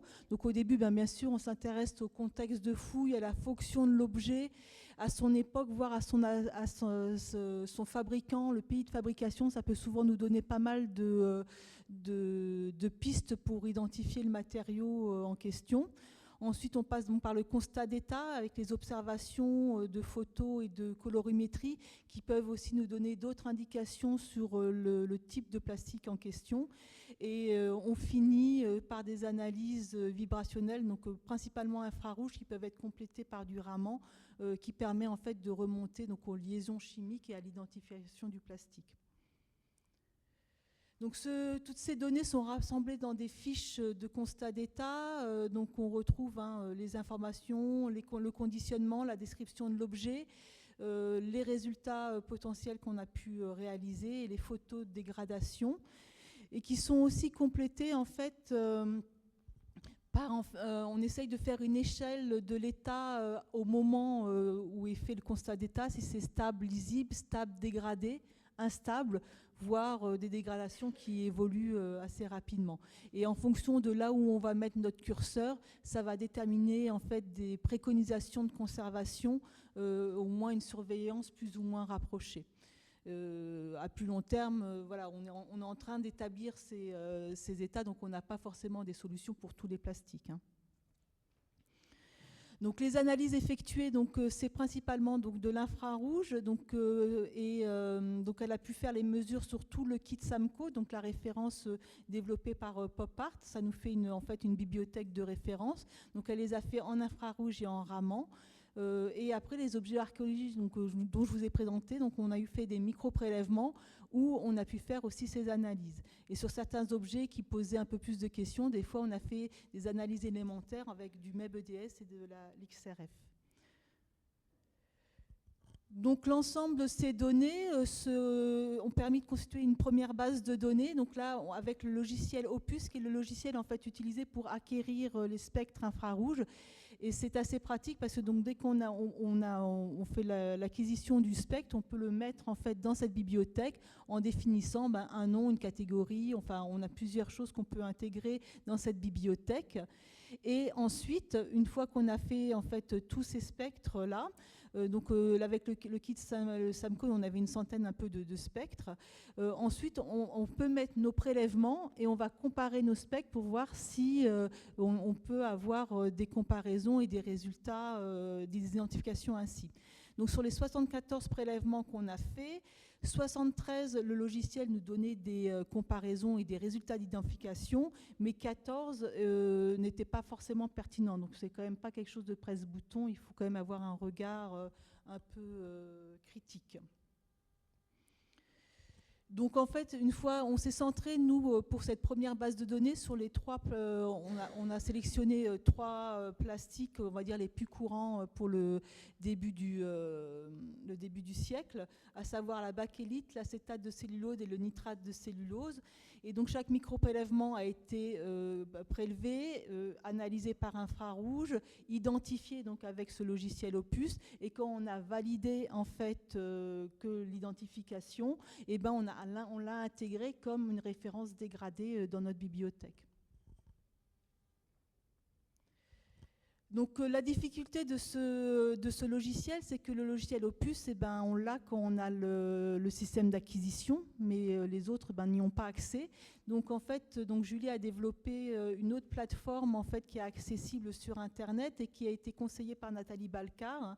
Donc il y a un tableur et qui permet en fait de stocker toutes les données. Donc là, c'est elle, on choisit toutes les catégories qu'on veut faire. Donc elle a remis les noms, le nom du polymère, le numéro de l'échantillon, sa catégorie, sa structure chimique, le spectre infrarouge. Alors là, par contre, on peut le mettre que sous format soit image, soit CSV, donc c'est sous forme de tableur. Et on a mis aussi les conditions opératoires et là où ça a été acquis, parce que ça peut influencer aussi la forme du spectre. Donc la version gratuite de RTBall est déjà largement suffisante pour l'instant sur ce qu'on fait. On peut mettre jusqu'à 1000 données et, sur la version gratuite avec 1 giga de données. Par contre, on ne peut pas faire de comparaison directe de spectres. Il faut extraire les spectres et le faire avec un autre logiciel. Donc chaque base de données a ses avantages et inconvénients. Alors nous, le logiciel Opus, il nous convient très bien parce qu'on y a accès. Donc c'est notre outil de travail, c'est pour ça. Par contre, tous nos partenaires n'y ont pas accès, donc c'est une de ses limites. C'est pour ça qu'on a développé la plateforme RTBall, donc qui est très conviviale, très pratique à utiliser. Outre qu'on ne peut pas comparer les specs directement, l'autre difficulté, c'est que c'est un logiciel en fait qui est américain et toutes les données qu'on met appartiennent tacitement en fait aux États-Unis. Donc ils peuvent nous les prendre quand ils veulent, on n'a pas notre mot à dire. Donc c'est pour ça qu'actuellement, Nathalie Balcar notamment réfléchit à peut-être changer de plateforme. Suite à ce travail, en fait, Julie a développé aussi donc, tout son protocole, aussi bien pour l'identification que l'acquisition des spectres et tout, pour que en fait, cette procédure puisse être exportée à d'autres personnes, que tout le monde puisse incrémenter cette base de données et qu'on ne soit pas forcément les seuls à y travailler. Et donc les perspectives, ça rejoint un peu aussi ce que disait Anna, hein. Le but, c'est d'aider les conservateurs déjà à identifier les plastiques parce que ça va nous aider à mieux les conserver. C'est notre première démarche. Pour cela, c'est une très bonne idée. C'est pour ça qu'aussi on recherche les différents matériaux pour créer des référentiels. Et donc déjà par typologie, de savoir un peu quel matériau par rapport à quelle fonction on retrouve principalement. Parce que ça peut bien aider les archéologues. Et ensuite, dans un troisième temps, on aimerait aussi lier en fait, les dégradations observées au type de plastique. En quatrième perspective, c'est parce qu'on a eu l'occasion de créer une collaboration avec un Américain, Michael Scott, qui a proposé en fait de compléter nos analyses avec des techniques Grimaldi-Toff. Donc c'est des techniques que je ne pourrais pas vous expliquer, Charlène pourra peut-être le faire un peu plus que moi, mais c'est des techniques qui sont assez peu accessibles, hein, même en France. Mais l'intérêt, c'est que ça permet de bien expliquer les types de dégradation de ces plastiques. Donc ça peut compléter, nous on fait de l'identification, eux ça leur permettrait en fait de nous expliquer un peu plus comment sont dégradés nos plastiques. Donc voilà où nous en sommes aujourd'hui. Je vous remercie.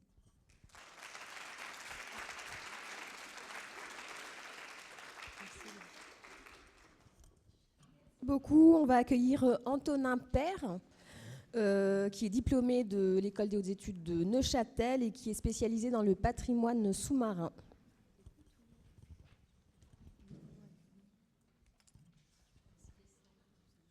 Ok, ça marche, parfait, merci.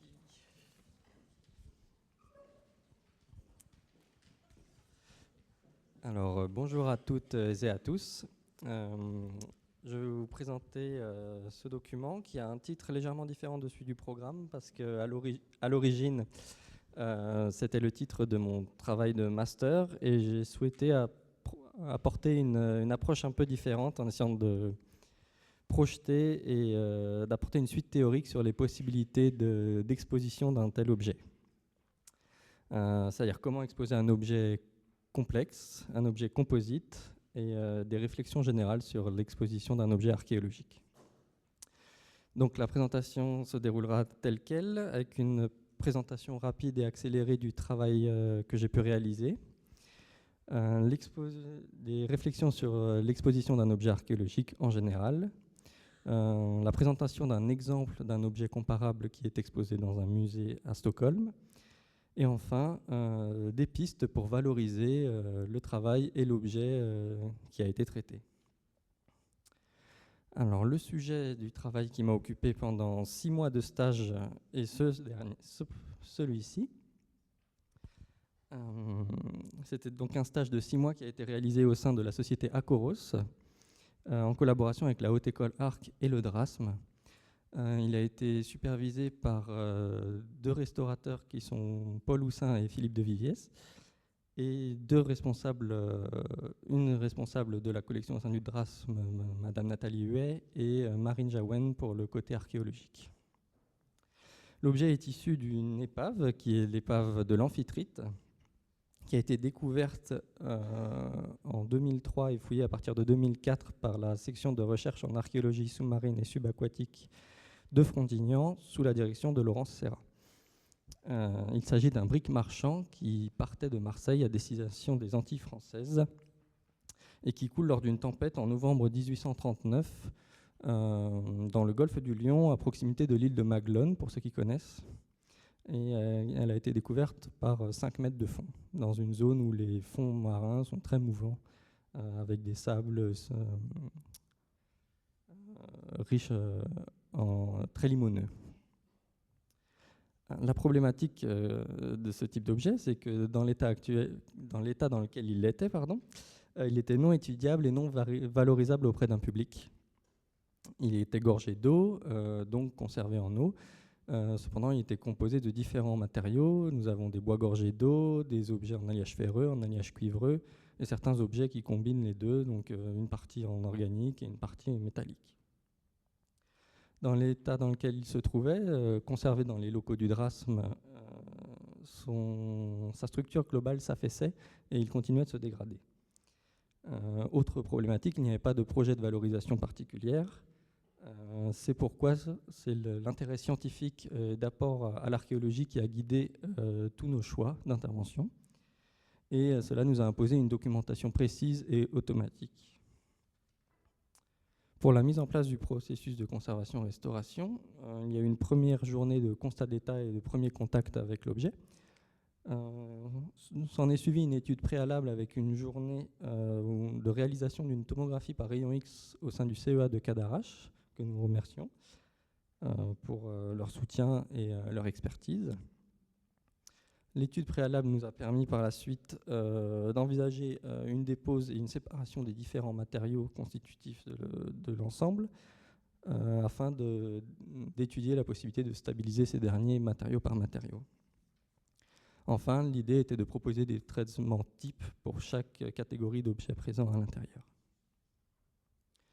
Les résultats de la tomographie sont dans un premier temps les suivants. Nous avons ici une modélisation numérique avec mise en évidence des parties à haute densité, probablement principalement métalliques. Ce sont des résultats qui sont encourageants parce qu'on remarque qu'il y a une organisation en strates à l'intérieur qui n'était pas visible avec l'objet tel que vous le voyez à l'œil nu. Ce qui nous a donc encouragé à passer plus de temps. Et c'est pourquoi, après un travail attentif d'1 mois et demi, nous avons pu réaliser une modélisation plus affinée avec différenciation des matériaux.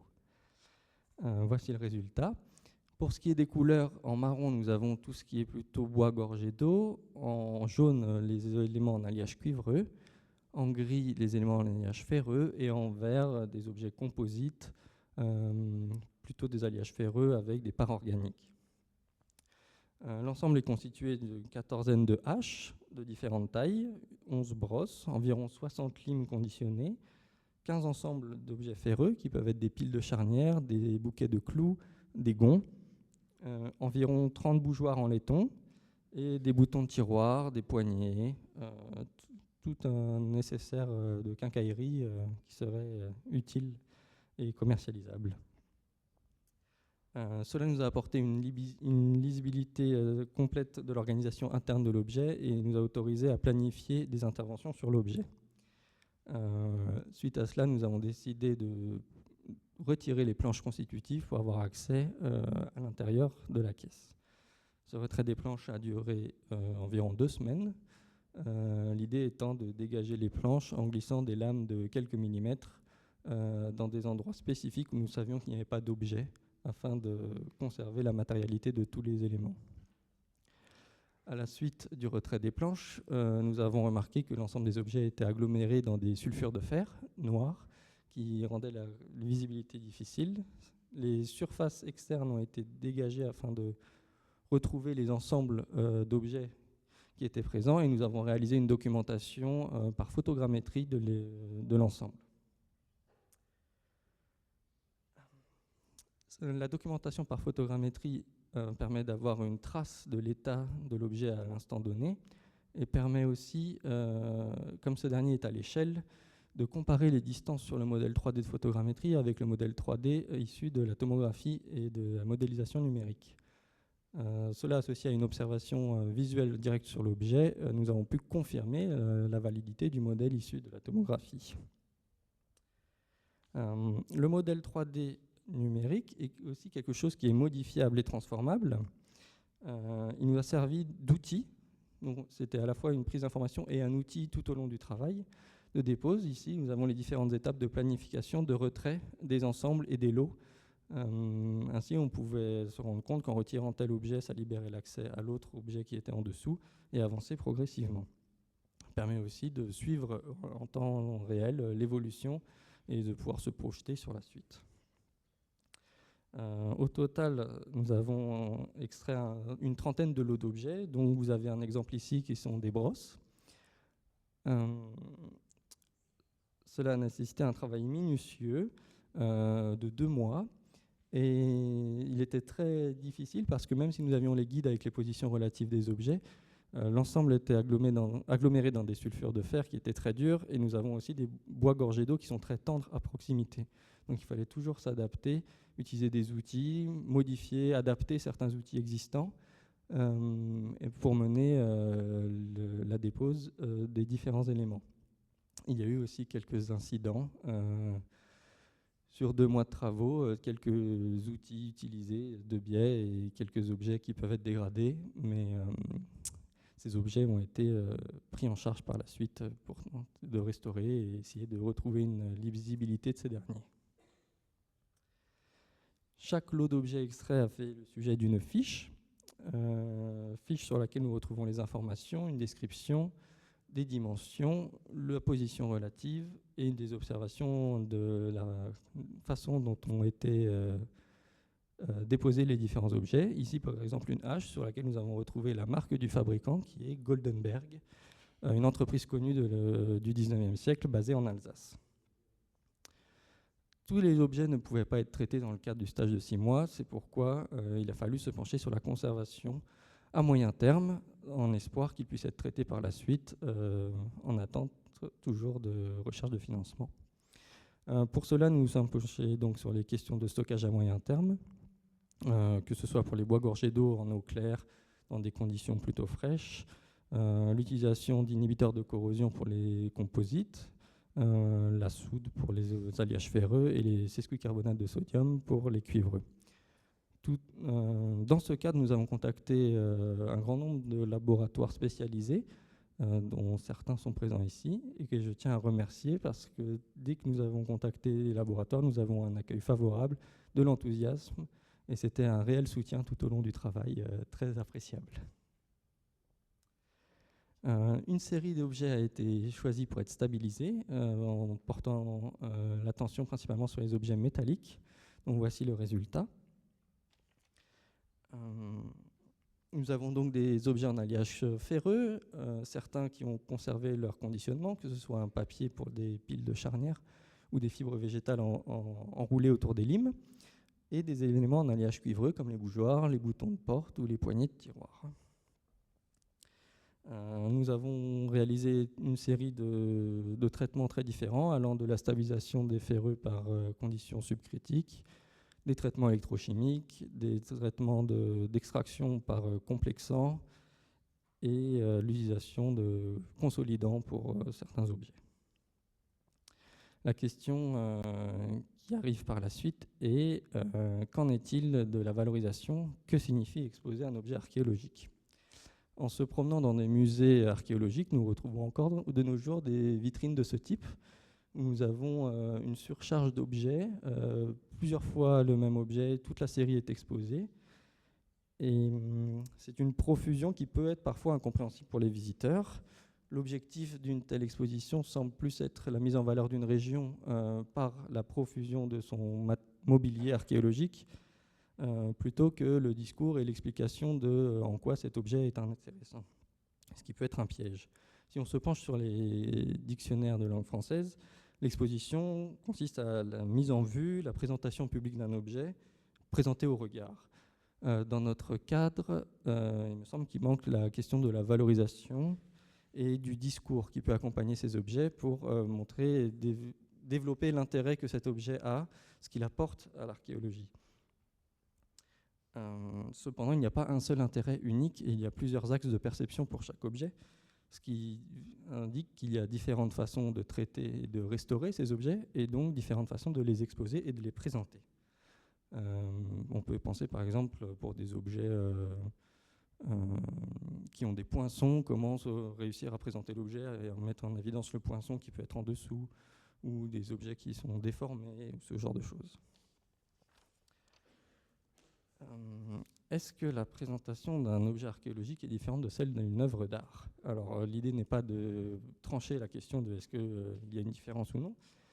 simplement de se pencher sur les questions des valeurs patrimoniales qui sont développées par des théoriciens tels que Barbara Appelbaum et d'autres plus récemment à travers certaines publications. Si on se penche sur les questions des intérêts patrimoniaux, pour un objet d'art, principalement, on va se pencher sur les valeurs et l'intérêt esthétique ou le concept artistique qui se cache derrière. Pour l'archéologie, les objets archéologiques, on va dire, les plus courants sont souvent dégradés, déformés et peuvent ne pas être considérés comme les plus esthétiques par un public qui peut ne pas être habitué à la compréhension de l'archéologie. L'intérêt supérieur que l'on retrace pour les objets archéologiques est la valeur de recherche et d'apport à l'archéologie, ce que cet objet témoigne et ce qu'il nous apporte dans la compréhension d'une culture ou d'une tradition ou d'un événement. Ça peut être lié aussi à la valeur historique associative qui témoigne d'un événement marquant ou d'une époque, et illustrative qui peut être plus témoigner d'une pratique artisanale ou culturelle, là où l'historique associatif serait plus un événement marquant, comme par exemple les objets du Titanic, qui ne peuvent pas être considérés sans considérer l'événement du naufrage du Titanic. J'ai cherché un exemple existant pour un objet comparable, et voici le coffre Viking qui est présenté au musée historique de Stockholm.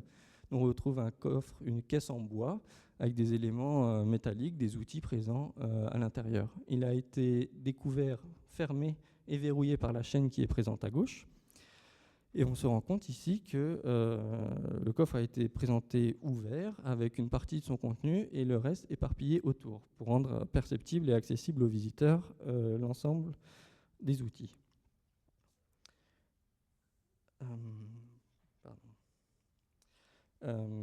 C'est un compromis, mais il nous semble que nous soyons loin de l'aspect du coffre tel qu'il a été découvert, qui serait donc fermé avec la chaîne et il serait difficilement perceptible par les visiteurs.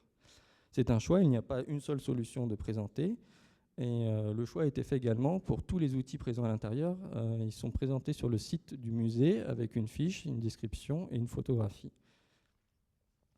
Pour notre cas, une proposition plus absolutiste, on dira, consisterait de reproduire la caisse telle qu'elle a été découverte après avoir stabilisé tous les éléments.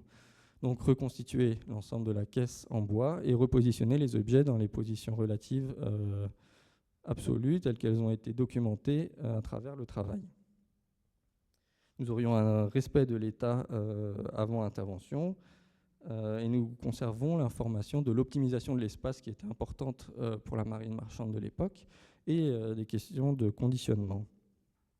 Une autre solution qui semble être un meilleur compromis peut-être, c'est de présenter la caisse ouverte à moitié remplie avec certains objets représentatifs des lots à côté afin de les rendre accessibles et perceptibles aux spectateurs.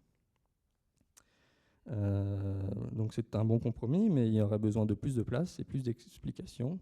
On aurait une perte d'informations par rapport à l'objet tel qu'il a été découvert, mais s'il est documenté, ce n'est pas un souci. Ensuite, l'objet peut être un support pour une présentation et des idées plus globales. Le navire sur lequel la caisse a été retrouvée participait à un réseau commercial international, et nous savons par exemple qu'il y avait des morues séchées à destination des Antilles françaises qui provenaient du Canada, qui ont été séchées sur l'étang de Berre pour après repartir dans les Antilles. Nous avons des rouleaux de métaux qui étaient en provenance de Malaisie. Et nous avons certains outils comme les haches de Goldenberg qui venaient d'Alsace et les limes Tillmans frères. On n'a pas retrouvé l'origine, mais c'est des informations qui peuvent être intéressantes pour retracer tout le réseau commercial. Il est important de noter ici que certaines informations, comme le nom des fabricants des outils, n'a été révélé que lors de la conservation-restauration. Ce sont les traces de fabrique. Et ça nous permet de mettre en avant l'importance d'avoir des idées de valorisation avant même le début du processus de conservation-restauration, parce que ça nous permet d'adapter le niveau d'intervention. Si on était allé moins loin, on serait passé à côté de ces informations qui nous semblent tout à fait pertinentes. Enfin, un objet tel que celui-là peut également servir de support de présentation de qu'est-ce que le travail de conservateur-restaurateur, les différentes spécialités, les différents contacts, les différents échanges que l'on a. On se rend compte que c'est un travail d'équipe, donc nous avons les conservateurs restaurateurs, mais les échanges réguliers toutes les 2 semaines avec les personnes en charge au sein du DRASM et les archéologues ont permis d'avoir une vision plus globale et plus fine de ce qui était souhaitable et de ce que l'on souhaitait faire. C'est un travail qui peut être parfois laborieux, qui nécessite des protections. C'est un travail de longue haleine, qui a de multiples désagréments, mais qui s'avère être un travail passionnant. Je vous remercie pour votre attention et je conclurai en disant que si vous êtes intéressé par la suite, le mémoire de ce travail est disponible en ligne sur le site de l'école. Merci.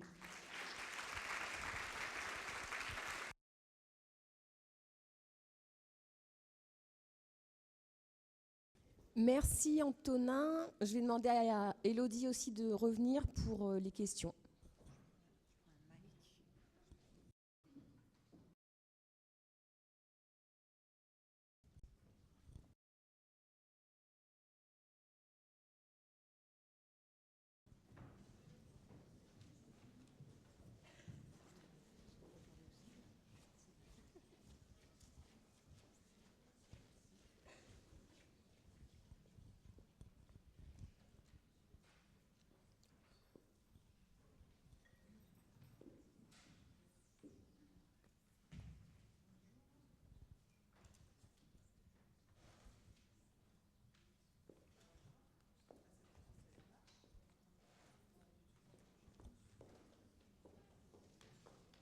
Est-ce que vous m'entendez là? Oui.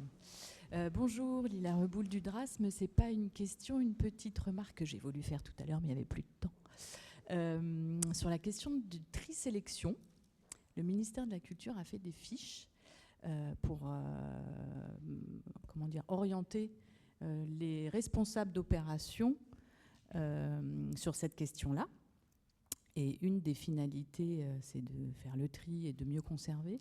Et tout ce qui n'a pas vocation à être conservé peut être détruit et enfoui et donné à des laboratoires de restauration qui ont besoin de matériel. Donc je vous incite, les unes et les autres, et les uns et les autres, n'hésitez pas à contacter les services régionaux d'archéologie de votre région et de leur dire je travaille sur tel programme de recherche, j'ai besoin de tel type de matériaux, et ils seront sans doute ravis de pouvoir vous donner des objets.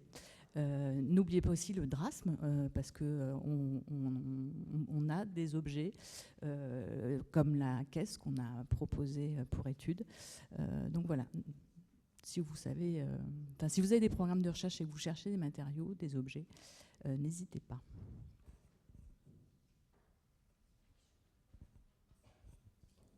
Moi, je voudrais poser une question à Élodie.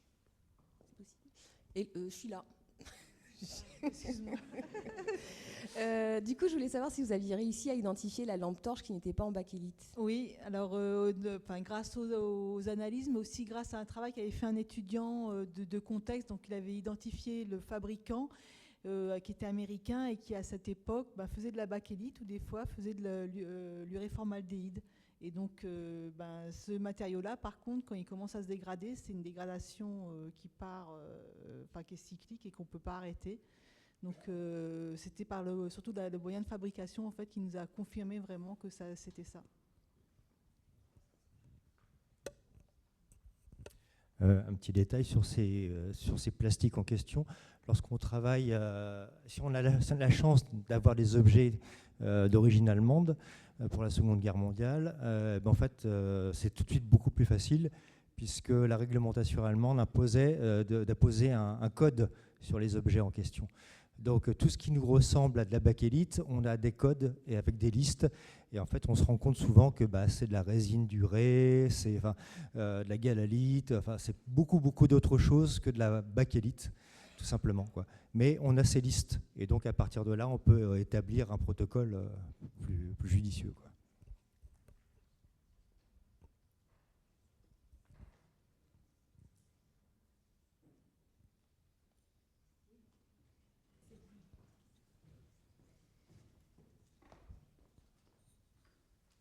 J'ai une question pour Élodie. Dans la base, tu as précisé que pour les spectres, c'était important de préciser qui était l'auteur, quel était l'atelier qui avait réalisé le spectre.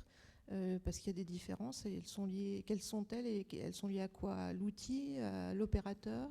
C'est quoi le...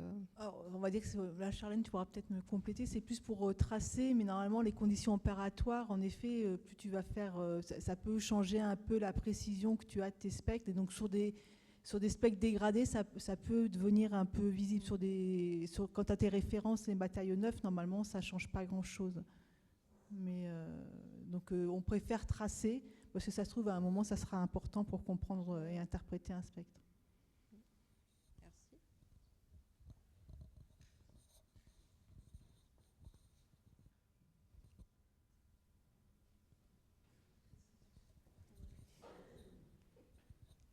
C'est par rapport à la caisse à outils, enfin quincaillerie, pardon, excuse-moi. Comment on fait pour maintenir l'humidité ambiante de cet objet assez grand, vu la photo, quand on passe 2 mois à essayer d'enlever que certains éléments? C'est ça que tu expliquais, ça prend du temps d'extraire tout ça, mais en même temps, tu as un objet gorgé d'eau. Et comment tu maintiens l'humidité? Tu le replonges? Alors oui, tout au long du travail, l'objet était dans une caisse. Donc en eau. Ouais. Et dès que je travaillais, je le sortais. C'était à la demi-journée à peu près. Je le sortais le matin, je travaillais dessus, je l'arrosais avec un pulvérisateur très régulièrement. Des fois, je mettais même des tissus imbibés d'eau sur les côtés, les zones que je ne travaillais pas. Et toutes les pauses de midi, je le remettais en eau, je le ressortais l'après-midi. Il y a des jours où je ne le sortais pas parce que j'avais des réflexions à avoir sur où j'en étais, des réunions, des choses comme ça. Non, parce que c'est très long, effectivement. Et c'est assez lourd aussi, donc ça demandait de la manutention. Donc à chaque fois, tu fais un aller-retour comme ça. J'avais la chance d'avoir un grand portique avec des palans à chaîne juste au-dessus. Donc, Ils sont équipés, on a bien compris. Merci.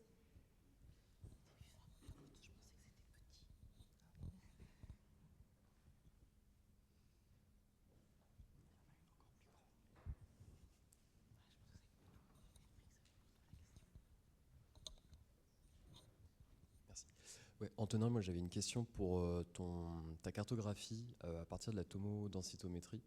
Je voulais savoir comment tu avais réussi à obtenir une carto aussi précise, notamment au niveau des matériaux. Est-ce que c'était strictement par jeu de densité? Parce que là, il y a quand même beaucoup de masse, notamment pour faire le distinguo avec les objets qui sont dégradés, avec les composites, etc. Donc comment est-ce que tu as réussi à obtenir cette très très belle carto?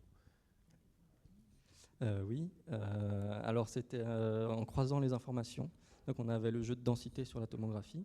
On avait, en fait, ce que je n'ai pas précisé, c'est qu'il y avait un côté qui était complètement dégradé, sans planche, donc on avait accès à une petite partie. Donc je pouvais aussi aller voir sur l'objet, vérifier des hypothèses que j'avais. Pour ce qui est de la différenciation, par exemple, entre les cuivreux et les ferreux, les faciès de corrosion sont assez différents. Les cuivreux étaient assez peu corrodés, donc on avait quand même une densité très nette, très fine et très lisible. Là où les ferreux présentaient, on va dire, une forme de nuage avec un dégradé de densité qui partait. Tout ce qui était bois non imprégné apparaissait vide. Donc c'est des zones que j'ai remplies à travers le logiciel. J'ai eu pas mal de soucis avec les bois gorgés d'eau chargés de produits de corrosion qui ont posé beaucoup de soucis. Par exemple, les brosses, on n'a pas réussi à les identifier comme des brosses tout de suite. C'est après, en dégageant, qu'on a pu s'en rendre compte. Et évidemment, quand on sait ce qu'on cherche, on regarde sur la tomographie, on voit tout de suite qu'il y avait des bouquets de poils dans des zones et on aurait pu le voir, mais il fallait penser à ce que ça puisse être des brosses. Donc on a croisé ces informations-là. Il y avait des objets, quelques objets qui avaient été déjà extraits par le service de Frontignan aussi. Donc on savait qu'il y avait donc les bougeoirs, on avait déjà 2-3 exemples, par exemple. Et c'est vraiment croiser les données, se reporter. En fait, c'était un travail. Là, je l'ai présenté étape par étape. Une fois qu'on a une vision globale de la chose et le modèle, on s'est penché sur l'ouverture. Et une fois qu'on a ouvert, après, là, on a tout revérifié. On a vérifié la validité du modèle. On a vérifié les hypothèses de matériaux. Voilà, c'était quelque chose qui s'est alimenté au fur et à mesure. Il y a une dernière question. On est obligé de libérer la salle dans pas trop longtemps. Alors, je te laisse la parole. Merci beaucoup. On arrive à la fin de cette première journée. Merci pour votre attention. Merci aux personnes en ligne d'être restées si nombreux et si nombreuses jusqu'à la fin. On a quelques informations complémentaires à vous donner, parce qu'apparemment, je n'étais pas très claire ce matin. Donc, les ateliers de demain après-midi ont lieu au musée. Ils ont lieu ici. On a réservé des espaces. Donc, ce n'est pas au laboratoire Arcantique. Donc, ça sera bien ici. Et l'autre information, c'est que le musée ferme à 18h, donc on va vous demander d'avoir évacué le musée en même temps que les visiteurs pour qu'on puisse laisser la sécurité, les agents fermer le musée. Qu'on vous retrouve demain à 9h pour le début de la deuxième journée. Et Charlène, je voulais te demander d'expliquer un peu mieux l'atelier numéro 3 qui n'a pas trouvé preneur. Je complète juste ce que vient de dire Jeanne, de bien garder vos badges visibles aussi, s'il vous plaît, en haut, pour qu'on puisse bien repérer que vous faites partie des JCRA. Ça facilite le contrôle avec les agents. Et je ne vais pas dire beaucoup plus que toi, Jeanne. Donc, l'atelier observation, c'est la Société française de microscopie qui est un des distributeurs de Leica, qui a encore changé de nom, qui va venir nous présenter plusieurs instruments d'observation, du macro au micro, et des instruments portables et de paillasse aussi. Et notamment en passant par la dinolite. Voilà, donc on a prévu quelques échantillons, métal, textile, un peu différents, pour que vous puissiez, et de cuir aussi, pour qu'ils puissent faire cette démonstration avec des matériaux que l'on connaît à peu près tous. Et du bois aussi. Ouais. Voilà. Merci beaucoup. Bonne soirée, au revoir.